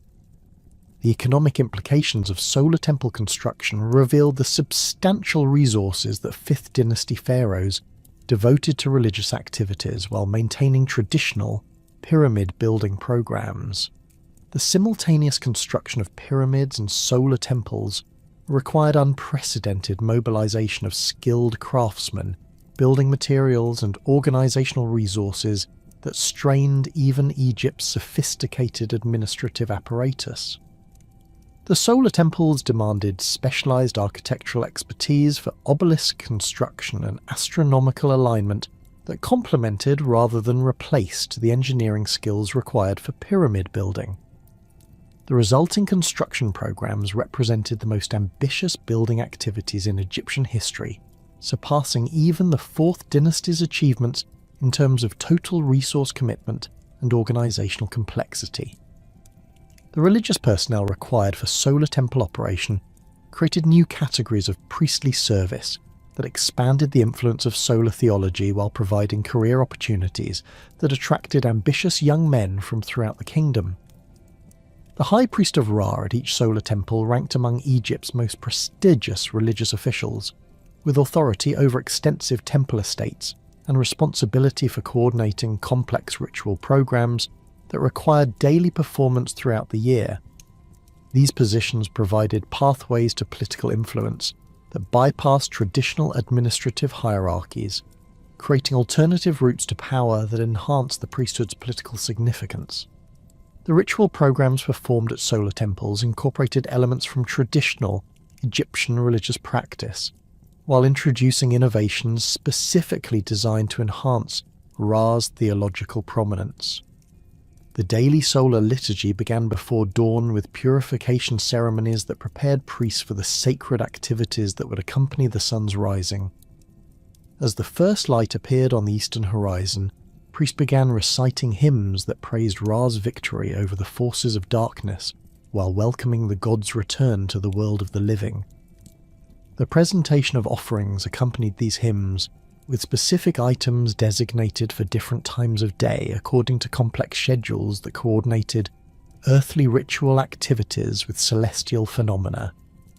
The theological sophistication underlying solar temple ritual reflected extensive intellectual development that synthesized traditional Egyptian religious concepts with innovative theological frameworks designed to enhance royal divine status. The identification of the pharaoh with Ra during solar ceremonies positioned royal authority within cosmic dramas that transcended earthly political relationships, while the king's role as chief officiant at solar rituals demonstrated divine capabilities that justified absolute political authority. The theological elaboration of solar mythology during this period created comprehensive religious systems that integrated creation stories, afterlife beliefs, and ethical concepts into unified frameworks that supported both religious and political objectives. The rise of the Heliopolitan priesthood to positions of unprecedented political influence represented one of the most significant developments of the 5th dynasty period, The priests of Ra at Heliopolis, whose theological expertise had been essential for developing solar religious systems, leveraged their religious authority into political power that enabled direct influence over royal policy decisions. The high priest of Ra at Heliopolis assumed responsibilities that extended far beyond traditional religious functions to encompass advisory roles in governmental administration, military planning, and diplomatic relations. This expansion of priestly authority created new power centres that competed with traditional administrative hierarchies while introducing religious considerations into political decision-making processes. The economic resources controlled by Heliopolitan priests reflected their growing political influence, while providing material foundations for continued expansion of solar religious activities. Royal grants of agricultural estates to solar temples created substantial economic bases that supported not only ritual activities, but also extensive construction programs, craft production, and commercial enterprises that enhanced priestly wealth and influence. The temple estates operated sophisticated agricultural systems that employed thousands of workers while producing surpluses that funded temple activities and provided resources for political activities that advanced priestly interests. The integration of solar theology with traditional Egyptian administrative practices required careful balancing of innovation with respect for established customs that commanded loyalty throughout the kingdom's administrative apparatus. The nome system, refined during the 4th dynasty to provide effective central control over regional administration, required adaptation to accommodate the enhanced role of religious considerations in governmental decision-making. Nomarchs found themselves responsible not only for traditional administrative functions, but also for ensuring proper religious observances within their territories, while temple priests received enhanced authority over local religious activities that affected agricultural productivity and social stability. The gradual decentralization of political authority that characterized the 5th dynasty reflected both deliberate policy decisions and unintended consequences of the dynasty's religious innovations. The enhanced role of religious institutions in governmental activities created alternative power centers that competed with traditional administrative hierarchies, while the resources devoted to solar temple construction reduced the economic foundations that had supported 4th dynasty centralization.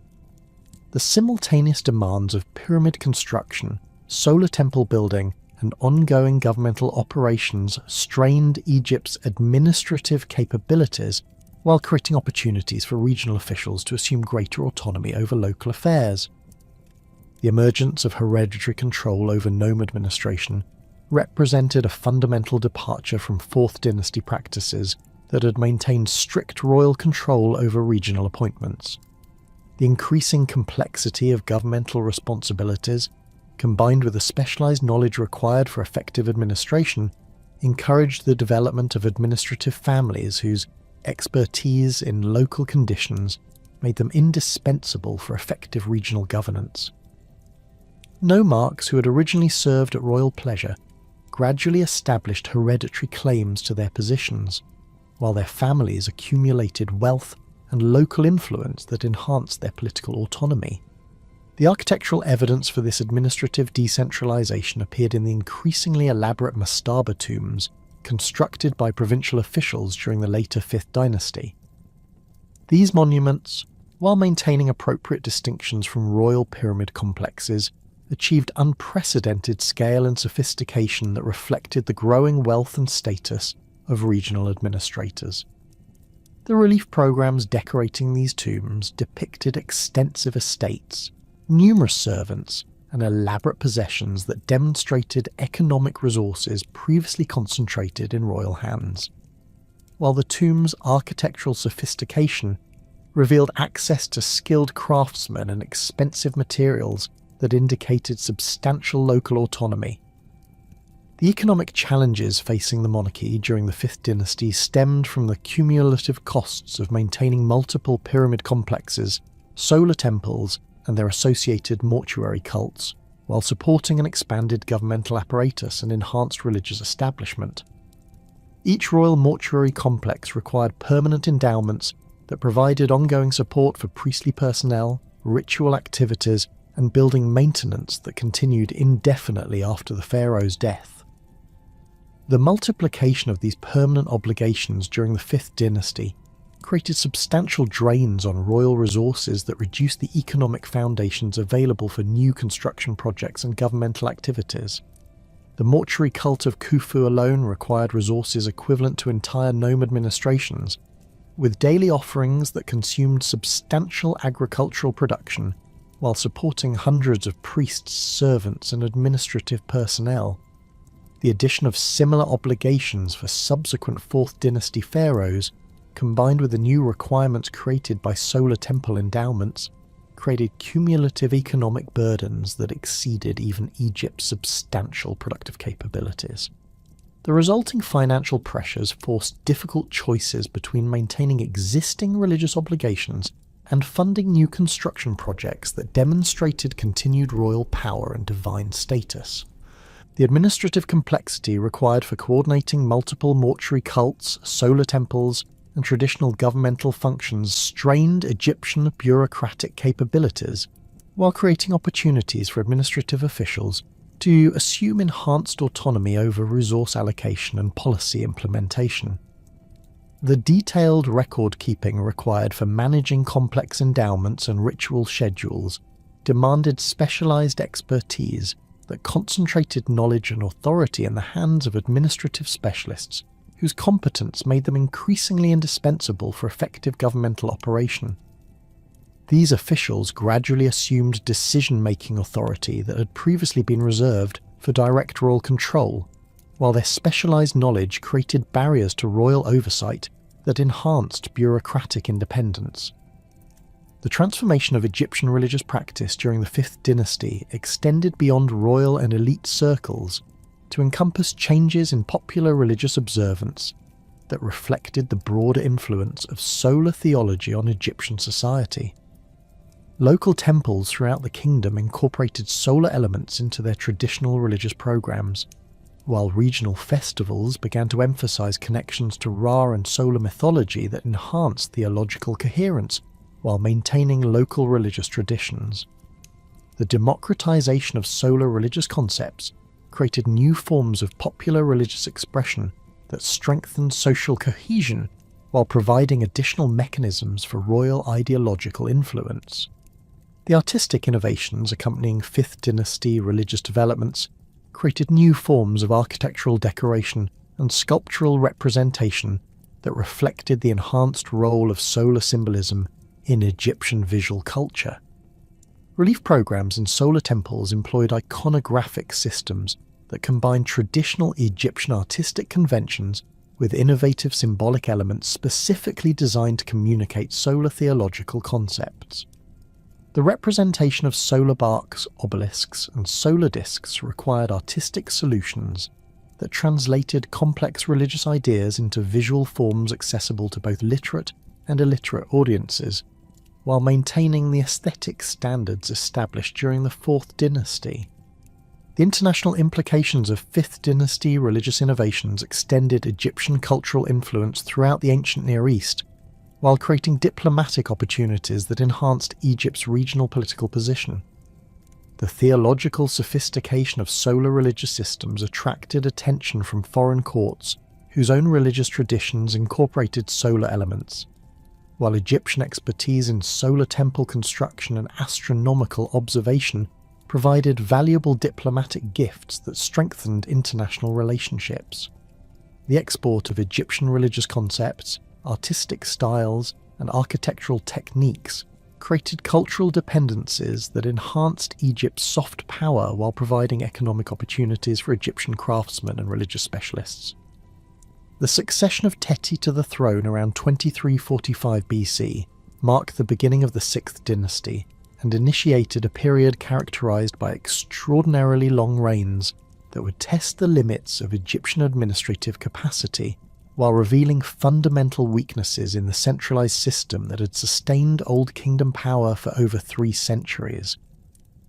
Teti's accession followed a period of political instability that had ended the 5th dynasty, with circumstances surrounding the transition suggesting internal conflicts that may have involved the assassination of his predecessor, Unas. The new pharaoh's efforts to restore royal authority required careful balancing of competing interests among the provincial nobility, religious establishments, and administrative bureaucracy that had accumulated substantial autonomy during the Fifth Dynasty's gradual decentralization. The challenge of maintaining effective central control over extended periods became particularly acute during the reign of Pepi I, who ruled for approximately 50 years beginning around 2321 BC. The unprecedented length of this reign created administrative problems that had never before confronted Egyptian government, as officials appointed early in the king's rule aged and died while their successors inherited positions that had become increasingly hereditary rather than subject to royal appointment. The bureaucratic apparatus that had functioned effectively under shorter reigns struggled to maintain responsiveness to royal directives when the same individuals occupied key positions for decades, developing personal interests and local loyalties that gradually superseded their obligations to central authority. Pepi I's attempts to address these administrative challenges involved frequent reorganizations of governmental departments and regular transfers of officials between different positions and regions. The king's correspondence with provincial governors, preserved in later copies, reveals the growing difficulties involved in coordinating kingdom-wide policies when regional administrators possessed detailed local knowledge that exceeded central government understanding of provincial conditions. The pharaoh's directives increasingly took the form of general guidelines rather than specific instructions, reflecting the practical impossibility of micromanaging local affairs from Memphis when communication delays and geographic distances prevented timely royal responses to rapidly changing circumstances. The economic pressures created by maintaining extensive royal establishments over extended periods forced fundamental changes in resource allocation that weakened traditional mechanisms of royal control. The costs associated with supporting large royal households, extensive court establishments, and elaborate ceremonial programs consumed increasing proportions of royal revenues while providing fewer tangible benefits in terms of political control or economic productivity. The multiplication of royal wives, concubines, and offspring during long reigns created extensive networks of royal relatives whose maintenance required substantial resources, while their competing claims to succession created potential sources of political instability. The administrative burden of managing complex succession arrangements became particularly problematic when Pepi I designated multiple sons as potential heirs while maintaining uncertainty about the actual succession until late in his reign. The preparation of these princes for possible royal responsibilities required extensive education, establishment of separate households, and provision of appropriate positions within the governmental hierarchy that created parallel power structures competing for resources and influence. The resulting political tensions affected governmental efficiency while creating opportunities for ambitious officials to advance their interests through careful manipulation of royal family dynamics. The reign of Pepi II, beginning around 2278 BC and extending for what ancient sources claim was 94 years, represents the extreme case of the administrative challenges created by exceptionally long royal tenure. Modern scholars debate the accuracy of this traditional figure, with some suggesting that the recorded reign length may reflect confusion between different rulers bearing similar names or the artificial extension of regnal years for ideological purposes. However, even conservative estimates suggest a reign of at least 60 years, making Pepi II one of the longest ruling monarchs in recorded history and creating unprecedented challenges for maintaining effective governmental control across such an extended period. The practical impossibility of maintaining personal royal control over governmental activities during such an extended reign necessitated increasing delegation of authority to administrative officials whose accumulated experience and local knowledge made them indispensable for effective policy implementation. The viziers who served under Pepi II gradually assumed decision-making responsibilities that had previously been reserved for direct royal control, while their long tenure in office enabled them to develop personal relationships and political networks that enhanced their autonomy. The resulting administrative system functioned more as a confederation of semi-autonomous departments than as a unified governmental hierarchy responsive to central direction. The provincial administration during Pepi II's reign underwent fundamental transformation, as nomarchs established hereditary control over their territories while accumulating resources and authority that enabled increasingly independent action. The practical difficulties of maintaining effective royal oversight over distant provinces during an extended reign created opportunities for regional officials to develop local power bases that gradually superseded their dependence on central government support. Archaeological evidence from provincial sites reveals the construction of elaborate administrative complexes and private monuments that demonstrate the growing wealth and autonomy of regional governors during this period. The military expeditions launched during the 6th dynasty represented attempts to maintain Egyptian influence in Nubia and the Levant, while providing outlets for the kingdom's military capabilities and sources of exotic resources that enhanced royal prestige. However, the organisation of these campaigns increasingly depended on provincial governors who commanded local military forces and possessed the logistical capabilities necessary for extended operations in distant territories.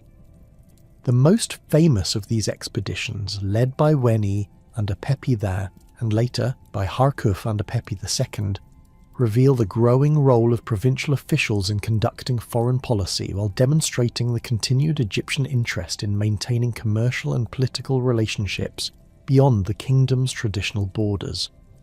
Weni's autobiographical inscription, carved in his tomb at Abydos, provides detailed information about military campaigns against Asiatic peoples in the Sinai Peninsula and southern Palestine that required coordination of forces drawn from throughout Egypt. The expedition's organisation involved nome governors who contributed troops according to quotas established by central planning, while the campaign's logistics required coordination with local officials responsible for supplying provisions and transportation. Veni's account emphasises his personal role in coordinating these diverse elements while maintaining royal authority over the expedition's conduct. But the practical requirements of the campaign necessitated substantial delegation of authority to regional commanders, whose local knowledge proved essential for successful operations. The economic motivations underlying these military expeditions reflected Egypt's continuing need for exotic materials and luxury goods that enhanced royal prestige while providing raw materials for craft production and religious activities. The Sinai campaigns aimed primarily at securing access to copper mines and turquoise deposits that supplied essential materials for Egyptian metalworking and jewellery production, while also demonstrating Egyptian military capability to potential rivals in the region. The revenues generated by these expeditions, including tribute payments and commercial privileges, provided resources that supported royal activities while creating economic incentives for continued military involvement in foreign territories. Harkuf's trading expeditions to Nubia during Pepi II's reign revealed the sophisticated commercial networks that connected Egypt with sub-Saharan Africa, while demonstrating the growing autonomy of provincial officials in conducting international relations. Harkuf, who served as governor of the southernmost nome and possessed extensive knowledge of Nubian geography and political conditions, organised multiple expeditions that brought back exotic goods, including ivory, ebony, incense, and live animals that enhanced royal prestige while providing valuable trade commodities. His correspondence with the young Pepi II, preserved in his tomb inscriptions, reveals the pharaoh's personal interest in these expeditions, while demonstrating the practical dependence on provincial expertise for successful foreign operations. The political relationships established with Nubian rulers during these expeditions created tributary arrangements that enhanced Egyptian influence while providing models for indirect control that would influence later imperial policies. Rather than establishing direct administrative control over Nubian territories, Egyptian officials negotiated agreements with local rulers who maintained internal autonomy while accepting Egyptian suzerainty and providing regular tribute payments. These arrangements required careful diplomatic management that balanced Egyptian interests with Nubian autonomy while maintaining military capabilities sufficient to enforce compliance when necessary. The gradual weakening of royal authority during the later 6th dynasty reflected both the cumulative effects of extended reigns and fundamental changes in Egyptian society that undermined traditional mechanisms of central control. The hereditary transmission of administrative positions created entrenched bureaucratic families whose local interests increasingly diverged from royal priorities, while the economic resources required to maintain extensive royal establishments reduced the material incentives available for ensuring official loyalty. The multiplication of royal mortuary cults and religious endowments created permanent drains on governmental resources that limited the pharaoh's ability to reward supporters or punish opponents through economic means. The provincial nobility that emerged during this period possessed economic resources, military capabilities, and local authority that enabled increasingly independent action, while maintaining formal recognition of pharaonic supremacy. The elaborate tombs constructed by these officials demonstrate wealth that rivaled royal resources, while their inscriptions reveal administrative responsibilities and territorial control that approached sovereign authority within their regions. The artistic programs decorating these tombs employed iconographic systems previously reserved for royal use, while their architectural sophistication required access to skilled craftsmen and expensive materials that indicated substantial economic autonomy. The cultural and artistic developments of the late Old Kingdom reflected both the continued vitality of Egyptian civilization and the changing social conditions that characterized the period's political transformation. The relief carving techniques developed during this period achieved unprecedented refinement through innovations that enhanced both artistic sophistication and production efficiency. The masters working on provincial tomb decoration developed methods for creating high-quality relief programs that combined traditional iconographic systems with local variations that reflected regional preferences and cultural traditions. The technical innovations in relief carving included improved tools and techniques that enabled more precise stone cutting while reducing the time required for decorative programs. Copper chisels with improved metallurgy provided sharper cutting edges that maintained their effectiveness longer, while wooden mallets with optimized weight distribution reduced craftsman fatigue during extended carving sessions. The development of standardized templates and proportional guides enabled consistent quality across different workshops while facilitating training of apprentice craftsmen who could achieve professional standards more rapidly than previous generations. The democratization of burial practices during the 6th dynasty represented a fundamental expansion of mortuary privileges previously reserved for royal and high elite use. Provincial officials and wealthy merchants gained access to mummification techniques, elaborate tomb decoration, and mortuary cult establishment that had formerly been restricted to the highest levels of Egyptian society.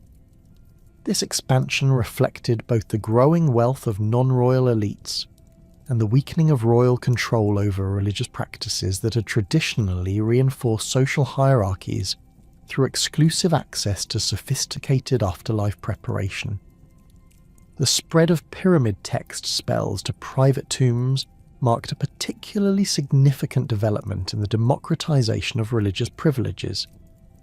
These sacred texts, originally inscribed only in royal burial chambers, began appearing in modified forms in the tombs of high officials who possessed sufficient resources and religious authority to commission such elaborate mortuary preparations.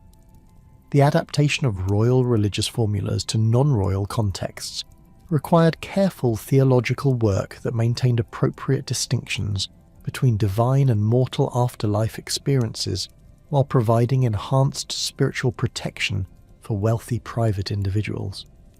The artistic programs in private tombs achieved unprecedented sophistication through the employment of master craftsmen whose skills had been developed through work on royal projects but who found increasing opportunities in the growing market for elaborate private monuments. The relief carvings in the tomb of Mereruka at Saqqara, dating to the reign of Teti, demonstrate technical excellence that equals contemporary royal work while incorporating innovative compositional elements that enhance narrative clarity and visual impact. The detailed depictions of daily life activities, agricultural scenes, and craft production provided comprehensive records of Egyptian society while creating afterlife environments that would ensure continued prosperity for deceased officials. The economic implications of this artistic democratization created new markets for skilled craftsmen while reducing the concentration of artistic production in royal workshops. Provincial centres developed their own artistic traditions that combined metropolitan standards with local preferences, creating regional variations that enriched Egyptian visual culture while maintaining overall stylistic coherence. The competition between different workshops encouraged innovation, while providing career opportunities that attracted talented individuals from throughout the kingdom to artistic professions. The international relationships maintained during the 6th dynasty revealed both Egypt's continued regional prominence and the growing challenges involved in projecting power beyond the kingdom's traditional borders. Diplomatic correspondence discovered at sites throughout the ancient Near East documents Egyptian involvement in regional politics, while revealing the sophisticated diplomatic protocols that governed international relations during this period. Egyptian pharaohs maintained regular correspondence with rulers in Mesopotamia, Anatolia, and the Levant while receiving embassies that brought exotic gifts and negotiated commercial agreements. The trade networks that connected Egypt with distant regions required constant diplomatic maintenance that involved complex negotiations over commercial privileges, territorial boundaries, and mutual security arrangements. Egyptian merchants operating in foreign territories depended on diplomatic agreements that provided legal protection and commercial privileges, while foreign traders in Egypt required similar arrangements that balanced Egyptian sovereignty with international commercial interests. The administration of these relationships required specialized diplomatic personnel, whose expertise in foreign languages, customs, and political conditions made them increasingly valuable for maintaining Egypt's international position. The military innovations and administrative adaptations that had characterized the later 6th dynasty proved insufficient to address the unprecedented environmental crisis that began to manifest around 2200 BC. Contemporary records from provincial archives reveal the first indications of what would become a catastrophic shift in Nile flood patterns, with water levels failing to reach the benchmarks that had sustained Egyptian agriculture for over 5 centuries. The Nilometer readings preserved in temple records from Elephantine document a precipitous decline in annual flood heights, with measurements falling consistently below the minimum levels required for successful cultivation across the kingdom's agricultural heartland. The climatic changes affecting Egypt formed part of broader environmental transformation that impacted civilizations throughout the ancient Near East and beyond. Paleoclimatic evidence from ice cores, tree rings, and sediment deposits reveals a significant aridification event that reduced precipitation across North Africa and southwestern Asia, fundamentally altering the atmospheric patterns that had sustained the Nile's annual flood cycle. The monsoon systems that brought moisture from the Indian Ocean to the Ethiopian highlands, where the Blue Nile originates, shifted southward by several degrees of latitude, reducing the rainfall that fed the river system during the critical summer months when floodwaters traditionally reached Egypt. Archaeological evidence from Nubian sites demonstrates the severity of this climatic shift through the abandonment of settlements that had flourished for centuries along the Nile's banks. Excavations at Kerma reveal a dramatic reduction in site occupation around 2200 BC, with archaeological layers indicating rapid abandonment of residential areas and the collapse of local craft production systems. The pottery sequences from these sites show abrupt changes in manufacturing techniques and decorative styles that suggest significant population displacement and cultural disruption. Similar patterns appear at sites throughout the Nile Valley, creating a comprehensive picture of environmental stress that affected the entire river system from its sources in Central Africa to its delta in the Mediterranean. The immediate agricultural consequences of reduced flood levels created cascading effects throughout Egyptian society that overwhelmed the administrative systems designed to manage normal variations in river behaviour. The sophisticated irrigation networks that had been optimized for traditional flood patterns proved inadequate when water levels fell below the intake points for major canal systems. Vast areas of previously fertile land in the Delta and Middle Egypt received insufficient water for successful cultivation, while the reduced silt deposition that accompanied lower floods gradually degraded soil fertility in regions that continue to receive adequate irrigation. Provincial records from the 22nd Nome of Upper Egypt document the systematic failure of local irrigation systems as canal networks designed for higher water levels became inoperative when flood peaks fell below critical thresholds. The Nome's agricultural productivity, which had supported substantial populations and contributed significant tax revenues to central government, declined by an estimated 60% within a single generation. Similar records from other regions reveal comparable agricultural collapses that created widespread food shortages and forced large-scale population movements as farmers abandoned unproductive lands in search of regions where cultivation remained viable. The centralized redistribution system that had functioned effectively during periods of normal agricultural production proved catastrophically inadequate when faced with kingdom-wide crop failures and resource scarcities. The royal granaries that had traditionally served as buffers during occasional poor harvests contained insufficient reserves to address prolonged agricultural decline across multiple regions simultaneously. The administrative apparatus responsible for coordinating resource distribution lacked both the logistical capabilities and the transportation infrastructure necessary to move adequate food supplies from the few remaining productive areas to the growing numbers of regions experiencing severe shortages. Memphis, the administrative heart of the Old Kingdom, faced unprecedented challenges as reports arrived from throughout the kingdom documenting crop failures, abandoned settlements, and growing social unrest.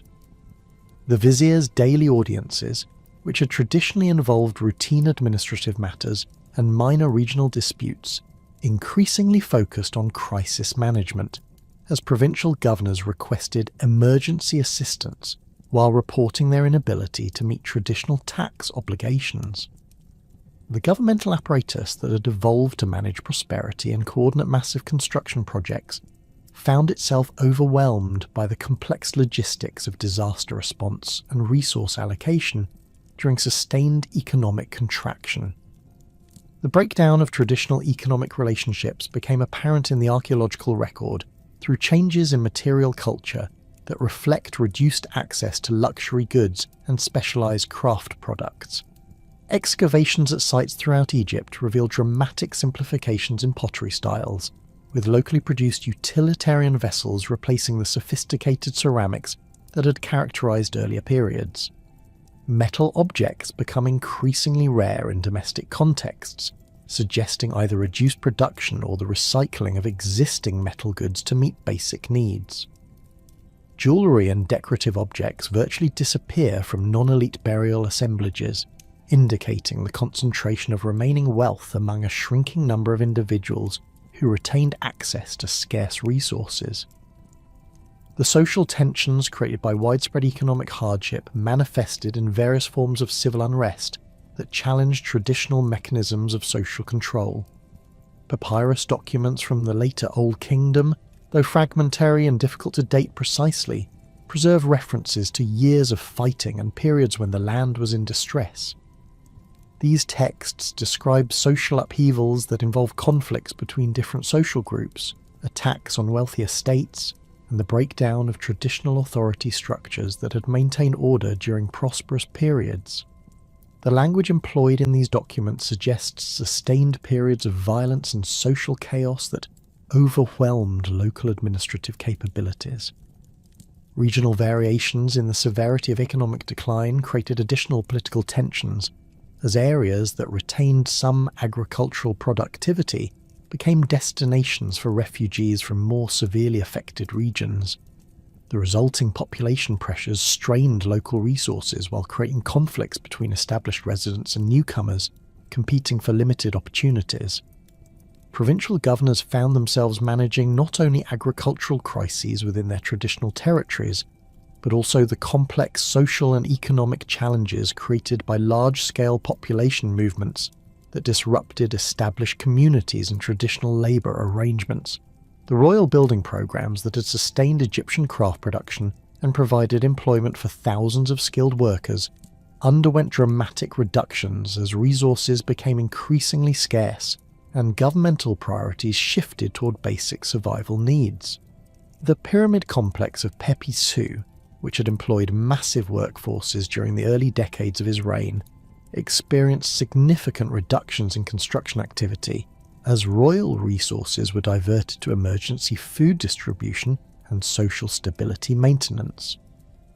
Archaeological evidence from the Saqqara construction sites reveals the abandonment of partially completed projects and the reduction of workforce levels to skeleton crews responsible primarily for maintaining existing structures rather than advancing new construction. The solar temples established during the 5th dynasty faced particular challenges as their elaborate ritual requirements and substantial personnel needs became increasingly difficult to sustain during periods of economic hardship. The daily offering programs that had required continuous supplies of bread, beer, meat, and other provisions could no longer be maintained at traditional levels when agricultural production declined and transportation systems became unreliable. Temple records from this period document the gradual reduction of ritual activities and the dismissal of religious personnel as endowment revenues proved insufficient to support established programs.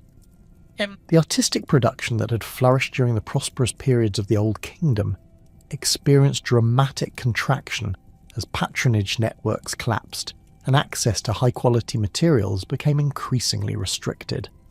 The relief carving workshops that had produced sophisticated decorative programs for royal and private monuments found themselves with reduced commissions as wealthy patrons focused their resources on basic survival needs rather than elaborate artistic projects. The technical standards that had characterized Old Kingdom art began to decline as master craftsmen left the profession or were forced to work with inferior materials and reduced time allocations. Provincial burial practices during this period reveal the democratization of mortuary customs that occurred not through the expansion of elite privileges, but through the general reduction in burial elaboration across all social levels. The elaborate mastaba tombs that had characterized wealthy provincial officials during the prosperous 6th dynasty gave way to simpler burial arrangements that reflected reduced economic capabilities while maintaining basic religious requirements for afterlife preparation. Even elite burials show simplified decorative programs and reduced grave good assemblages that suggest significant constraints on available resources. The fragmentation of artistic traditions became apparent through the emergence of distinct regional styles that developed as local workshops lost contact with metropolitan standards and adapted their techniques to available materials and local preferences. Relief carvings from provincial sites during this period display increasing variations in proportional systems, iconographic conventions, and technical execution that reflect the breakdown of centralized artistic training and quality control. While these regional variations enriched Egyptian visual culture in some respects, they also indicated the weakening of cultural unity that had characterized earlier periods of strong central government. The administrative correspondence preserved from this period reveals the growing autonomy of provincial governors who found themselves forced to make independent decisions about resource allocation and crisis response when central government proved unable to provide effective coordination or adequate support. Letters between nome officials document the development of regional alliances and mutual assistance agreements that bypass traditional administrative hierarchies while addressing immediate survival needs. These arrangements, while pragmatic responses to crisis conditions, fundamentally altered the political relationships that had sustained centralized government throughout the Old Kingdom. The military implications of economic decline became apparent through changes in recruitment patterns and strategic priorities that reflected reduced governmental capabilities and shifting security concerns. The traditional system of nome-based military service became increasingly difficult to maintain when agricultural production could no longer support the population levels necessary for effective military recruitment. Provincial governors found themselves competing for limited manpower resources while addressing internal security challenges created by social unrest and resource competition. Foreign policy during this period underwent fundamental reorientation as Egypt's reduced economic capabilities limited the kingdom's ability to maintain traditional diplomatic relationships and military commitments beyond its borders. The trading expeditions to Nubia and the Levant that had provided exotic materials and enhanced royal prestige became increasingly difficult to organise and finance when domestic economic conditions required all available resources. Archaeological evidence from foreign sites that had maintained Egyptian commercial relationships reveals the gradual withdrawal of Egyptian presence and influence as the kingdom turned inward to address domestic crises. The religious implications of sustained economic hardship created theological challenges that tested traditional concepts of divine kingship and royal responsibility for maintaining cosmic order. The pharaoh's role as guarantor of Nile floods and agricultural prosperity became increasingly difficult to maintain when environmental conditions remained consistently unfavourable despite the performance of traditional rituals and the maintenance of proper religious observances. Provincial religious texts from this period reveal growing emphasis on personal piety and individual relationships with deities as communities sought spiritual explanations and solutions for problems that exceeded traditional royal capabilities. The archaeological evidence for political fragmentation during the final decades of the Old Kingdom appears in multiple forms that collectively document the breakdown of centralized authority and the emergence of competing regional power centers. Fortification walls constructed around previously open settlements indicate growing concerns about security and the need for local defense capabilities independent of central military support. Storage facilities built within residential areas suggest the hoarding of resources and the breakdown of traditional distribution networks that had connected local production with broader economic systems. Settlement patterns during this period reveal significant changes in population distribution as communities adapted to changing environmental and economic conditions. Many sites that had flourished during the prosperous periods of the Old Kingdom show evidence of abandonment or significant population reduction, while other locations experienced growth as refugees and displaced populations sought more viable living situations. The archaeological signatures of these population movements include changes in pottery assemblages, architectural styles, and burial practices that reflect the mixing of different cultural traditions and the adaptation to new social and economic circumstances.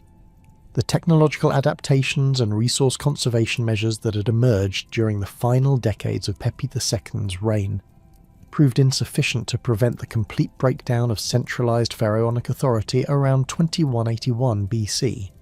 The death of Egypt's longest ruling pharaoh marked not merely the end of a dynasty, but the collapse of the entire political and administrative system that had governed Egypt for over 5 centuries.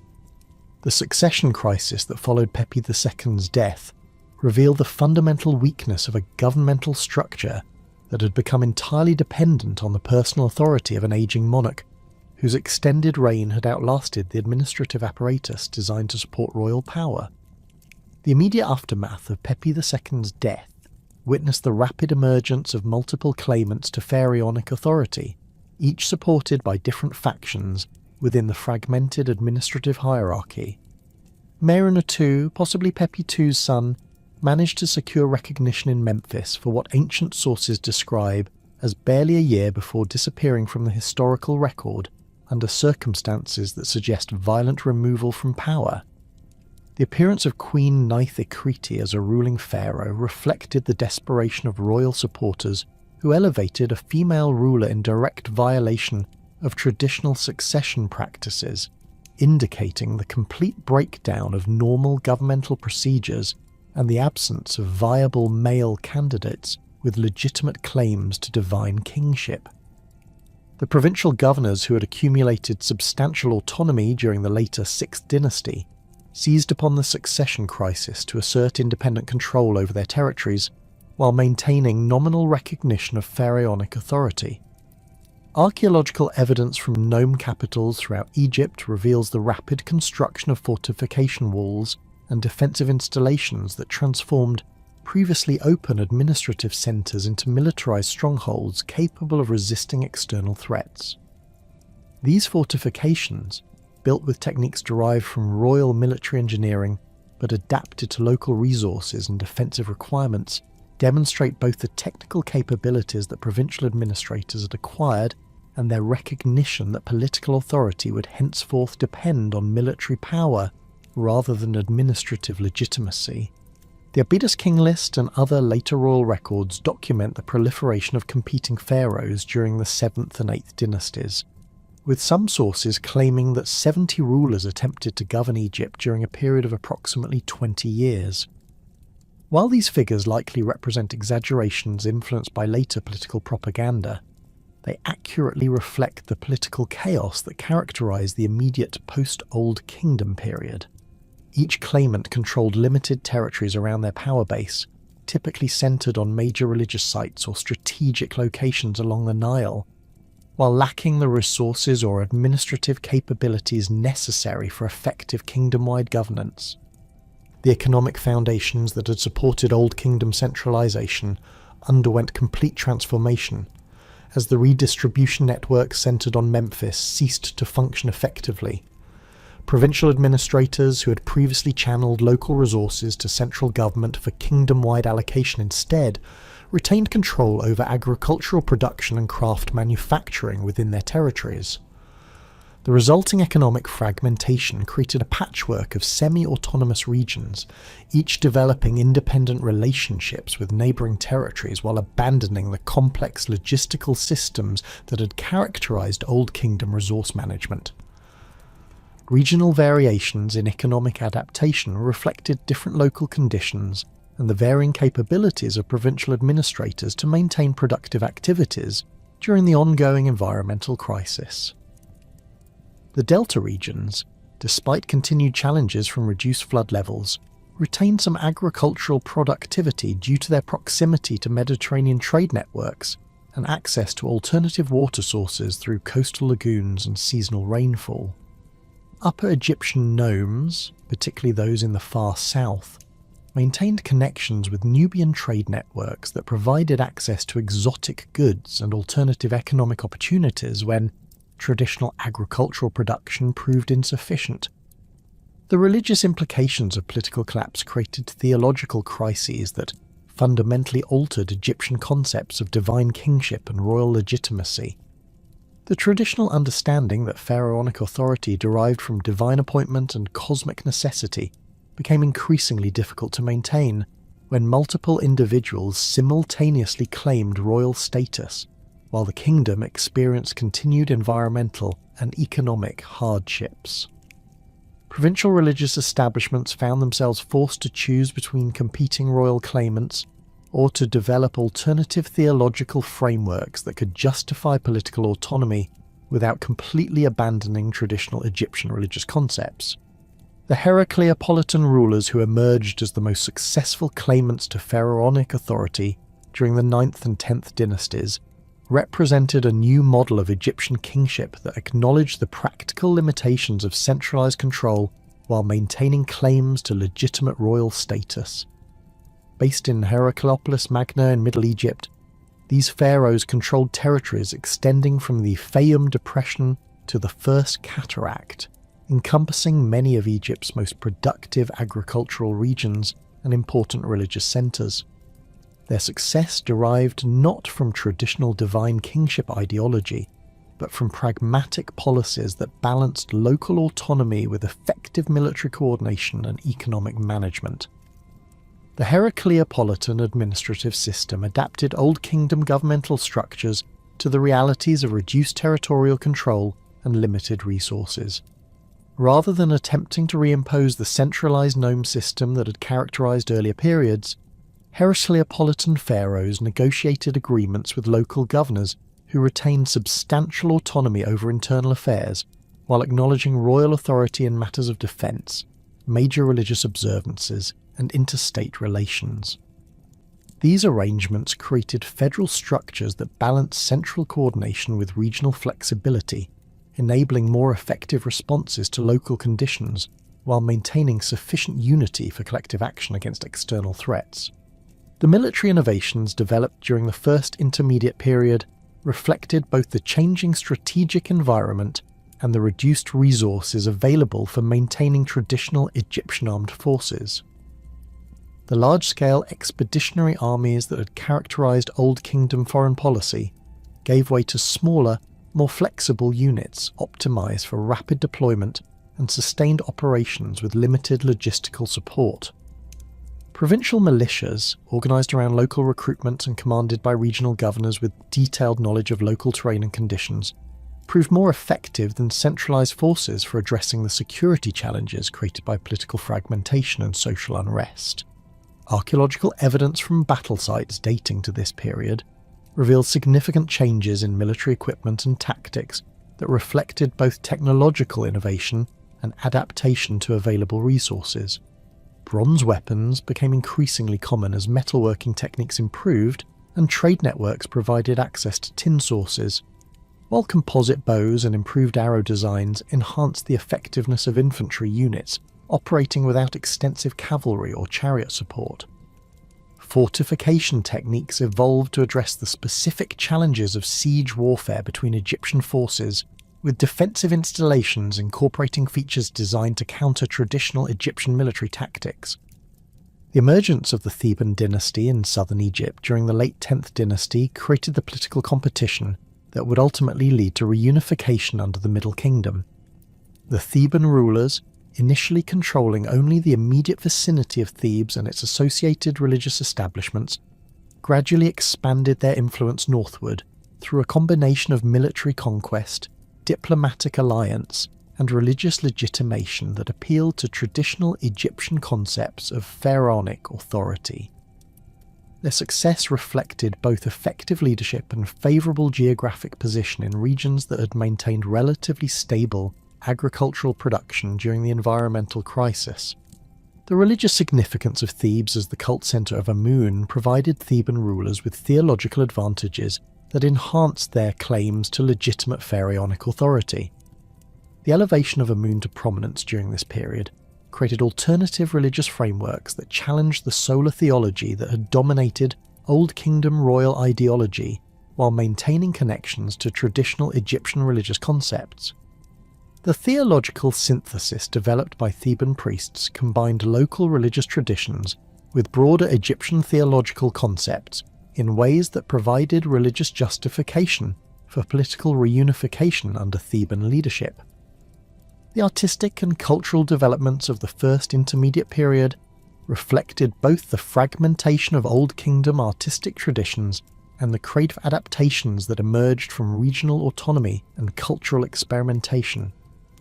Provincial workshops, no longer constrained by metropolitan standards and royal artistic programs, developed distinctive regional styles that incorporated local preferences and cultural influences while maintaining recognizably Egyptian characteristics. These regional variations enriched Egyptian visual culture while documenting the diverse cultural traditions that had been suppressed or standardized during periods of strong central control. The democratization of burial practices that had begun during the later Old Kingdom accelerated dramatically during the First Intermediate Period as traditional social hierarchies broke down and access to mortuary services expanded throughout Egyptian society. Coffin texts, derived from the royal pyramid texts but adapted for non-royal use, became widely available to individuals who could afford basic mummification and tomb preparation. These texts provided spiritual protection and afterlife guidance previously reserved for pharaonic use, creating new forms of religious expression that emphasized individual piety and personal relationships with deities rather than dependence on royal mediation. The technological innovations that emerged during this period of political fragmentation and resource scarcity demonstrated the adaptability and creativity of Egyptian craftsmen working under challenging conditions. Pottery production developed new techniques for creating high-quality ceramics, using local materials when access to traditional clay sources became unreliable due to political boundaries and transportation difficulties. Textile production adapted to available fibre sources while developing new weaving techniques that maximised efficiency and durability. Metalworking evolved to accommodate changing material availability while improving techniques for recycling and reusing existing metal objects. The international relationships maintained during the First Intermediate Period reflected Egypt's reduced political unity and economic capabilities, while demonstrating the continued importance of Egyptian cultural and commercial connections throughout the ancient Near East. Individual Egyptian rulers maintained diplomatic and commercial relationships with foreign powers according to their regional capabilities and strategic interests, creating complex networks of international relationships that replaced the unified foreign policy that had characterized Old Kingdom diplomacy. These fragmented international relationships provided access to exotic materials and commercial opportunities while demonstrating Egypt's continued cultural influence despite political weakness. The literary productions of the First Intermediate Period, including works like the Admonitions of Ipuwer and the Dialogue of a Man with His Soul, reflected the social and psychological trauma created by the collapse of traditional Egyptian civilization, while documenting contemporary conditions and social attitudes. These texts, while employing literary conventions that may exaggerate actual conditions for dramatic effect, provide valuable insights into the social upheavals and cultural changes that accompanied political fragmentation. Their emphasis on social justice, individual responsibility, and the breakdown of traditional authority relationships reveals the intellectual and spiritual responses to crisis that would influence Egyptian thought throughout subsequent periods. The gradual reunification process that began under Mentuhotep II around 2055 BC drew upon lessons learned during the First Intermediate Period, while adapting successful innovations to the requirements of restored central government. The Middle Kingdom pharaohs who emerged from this reunification process incorporated federal administrative structures, regional autonomy, and military innovations developed during the period of fragmentation while re-establishing centralized coordination and royal authority. The resulting governmental system balanced central control with regional flexibility in ways that proved more resilient and adaptable than the rigid centralization that had characterized Old Kingdom administration.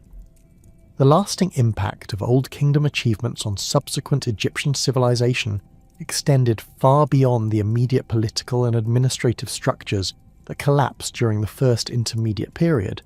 The architectural innovations pioneered during the Pyramid Age continued to influence Egyptian building techniques throughout the pharaonic period and beyond, with later rulers regularly incorporating Old Kingdom design elements and construction methods into their own monuments. The proportional systems developed for Old Kingdom art established canonical standards that remained influential throughout ancient Egyptian history, while the theological concepts associated with the divine kingship provided religious frameworks that adapted to changing political conditions, while maintaining essential continuity with traditional Egyptian religious thought. The historical memory of the Old Kingdom as preserved in later Egyptian literature consistently portrayed this period as a golden age of prosperity, cultural achievement, and effective governance that provided models for subsequent rulers while serving as standards against which later periods were measured. Middle Kingdom and New Kingdom texts regularly refer to Old Kingdom precedents in matters of law, administration, and religious practice, while later pharaohs explicitly modelled their building programs and artistic commissions on Old Kingdom examples. This idealization of the Old Kingdom period influenced Egyptian historical consciousness throughout the pharaonic period and contributed to the cultural conservatism that characterized much of later Egyptian civilization. The archaeological legacy of Old Kingdom monuments has provided modern scholars with unparalleled insights into ancient Egyptian civilization, while demonstrating the remarkable technical and artistic achievements that characterized this formative period. The pyramids of Giza, Saqqara and Dahshur continue to reveal new information about Old Kingdom society, technology and religious beliefs through ongoing excavation and analysis, while the relief carvings and inscriptions preserved in mastaba tombs provide detailed documentation of daily life, economic activities and social relationships during Egypt's first great age of cultural flowering. The preservation of these monuments has enabled detailed reconstruction of Old Kingdom civilization, while providing inspiration for continued scholarly investigation into the foundations of Egyptian culture and the origins of complex civilization in the ancient world.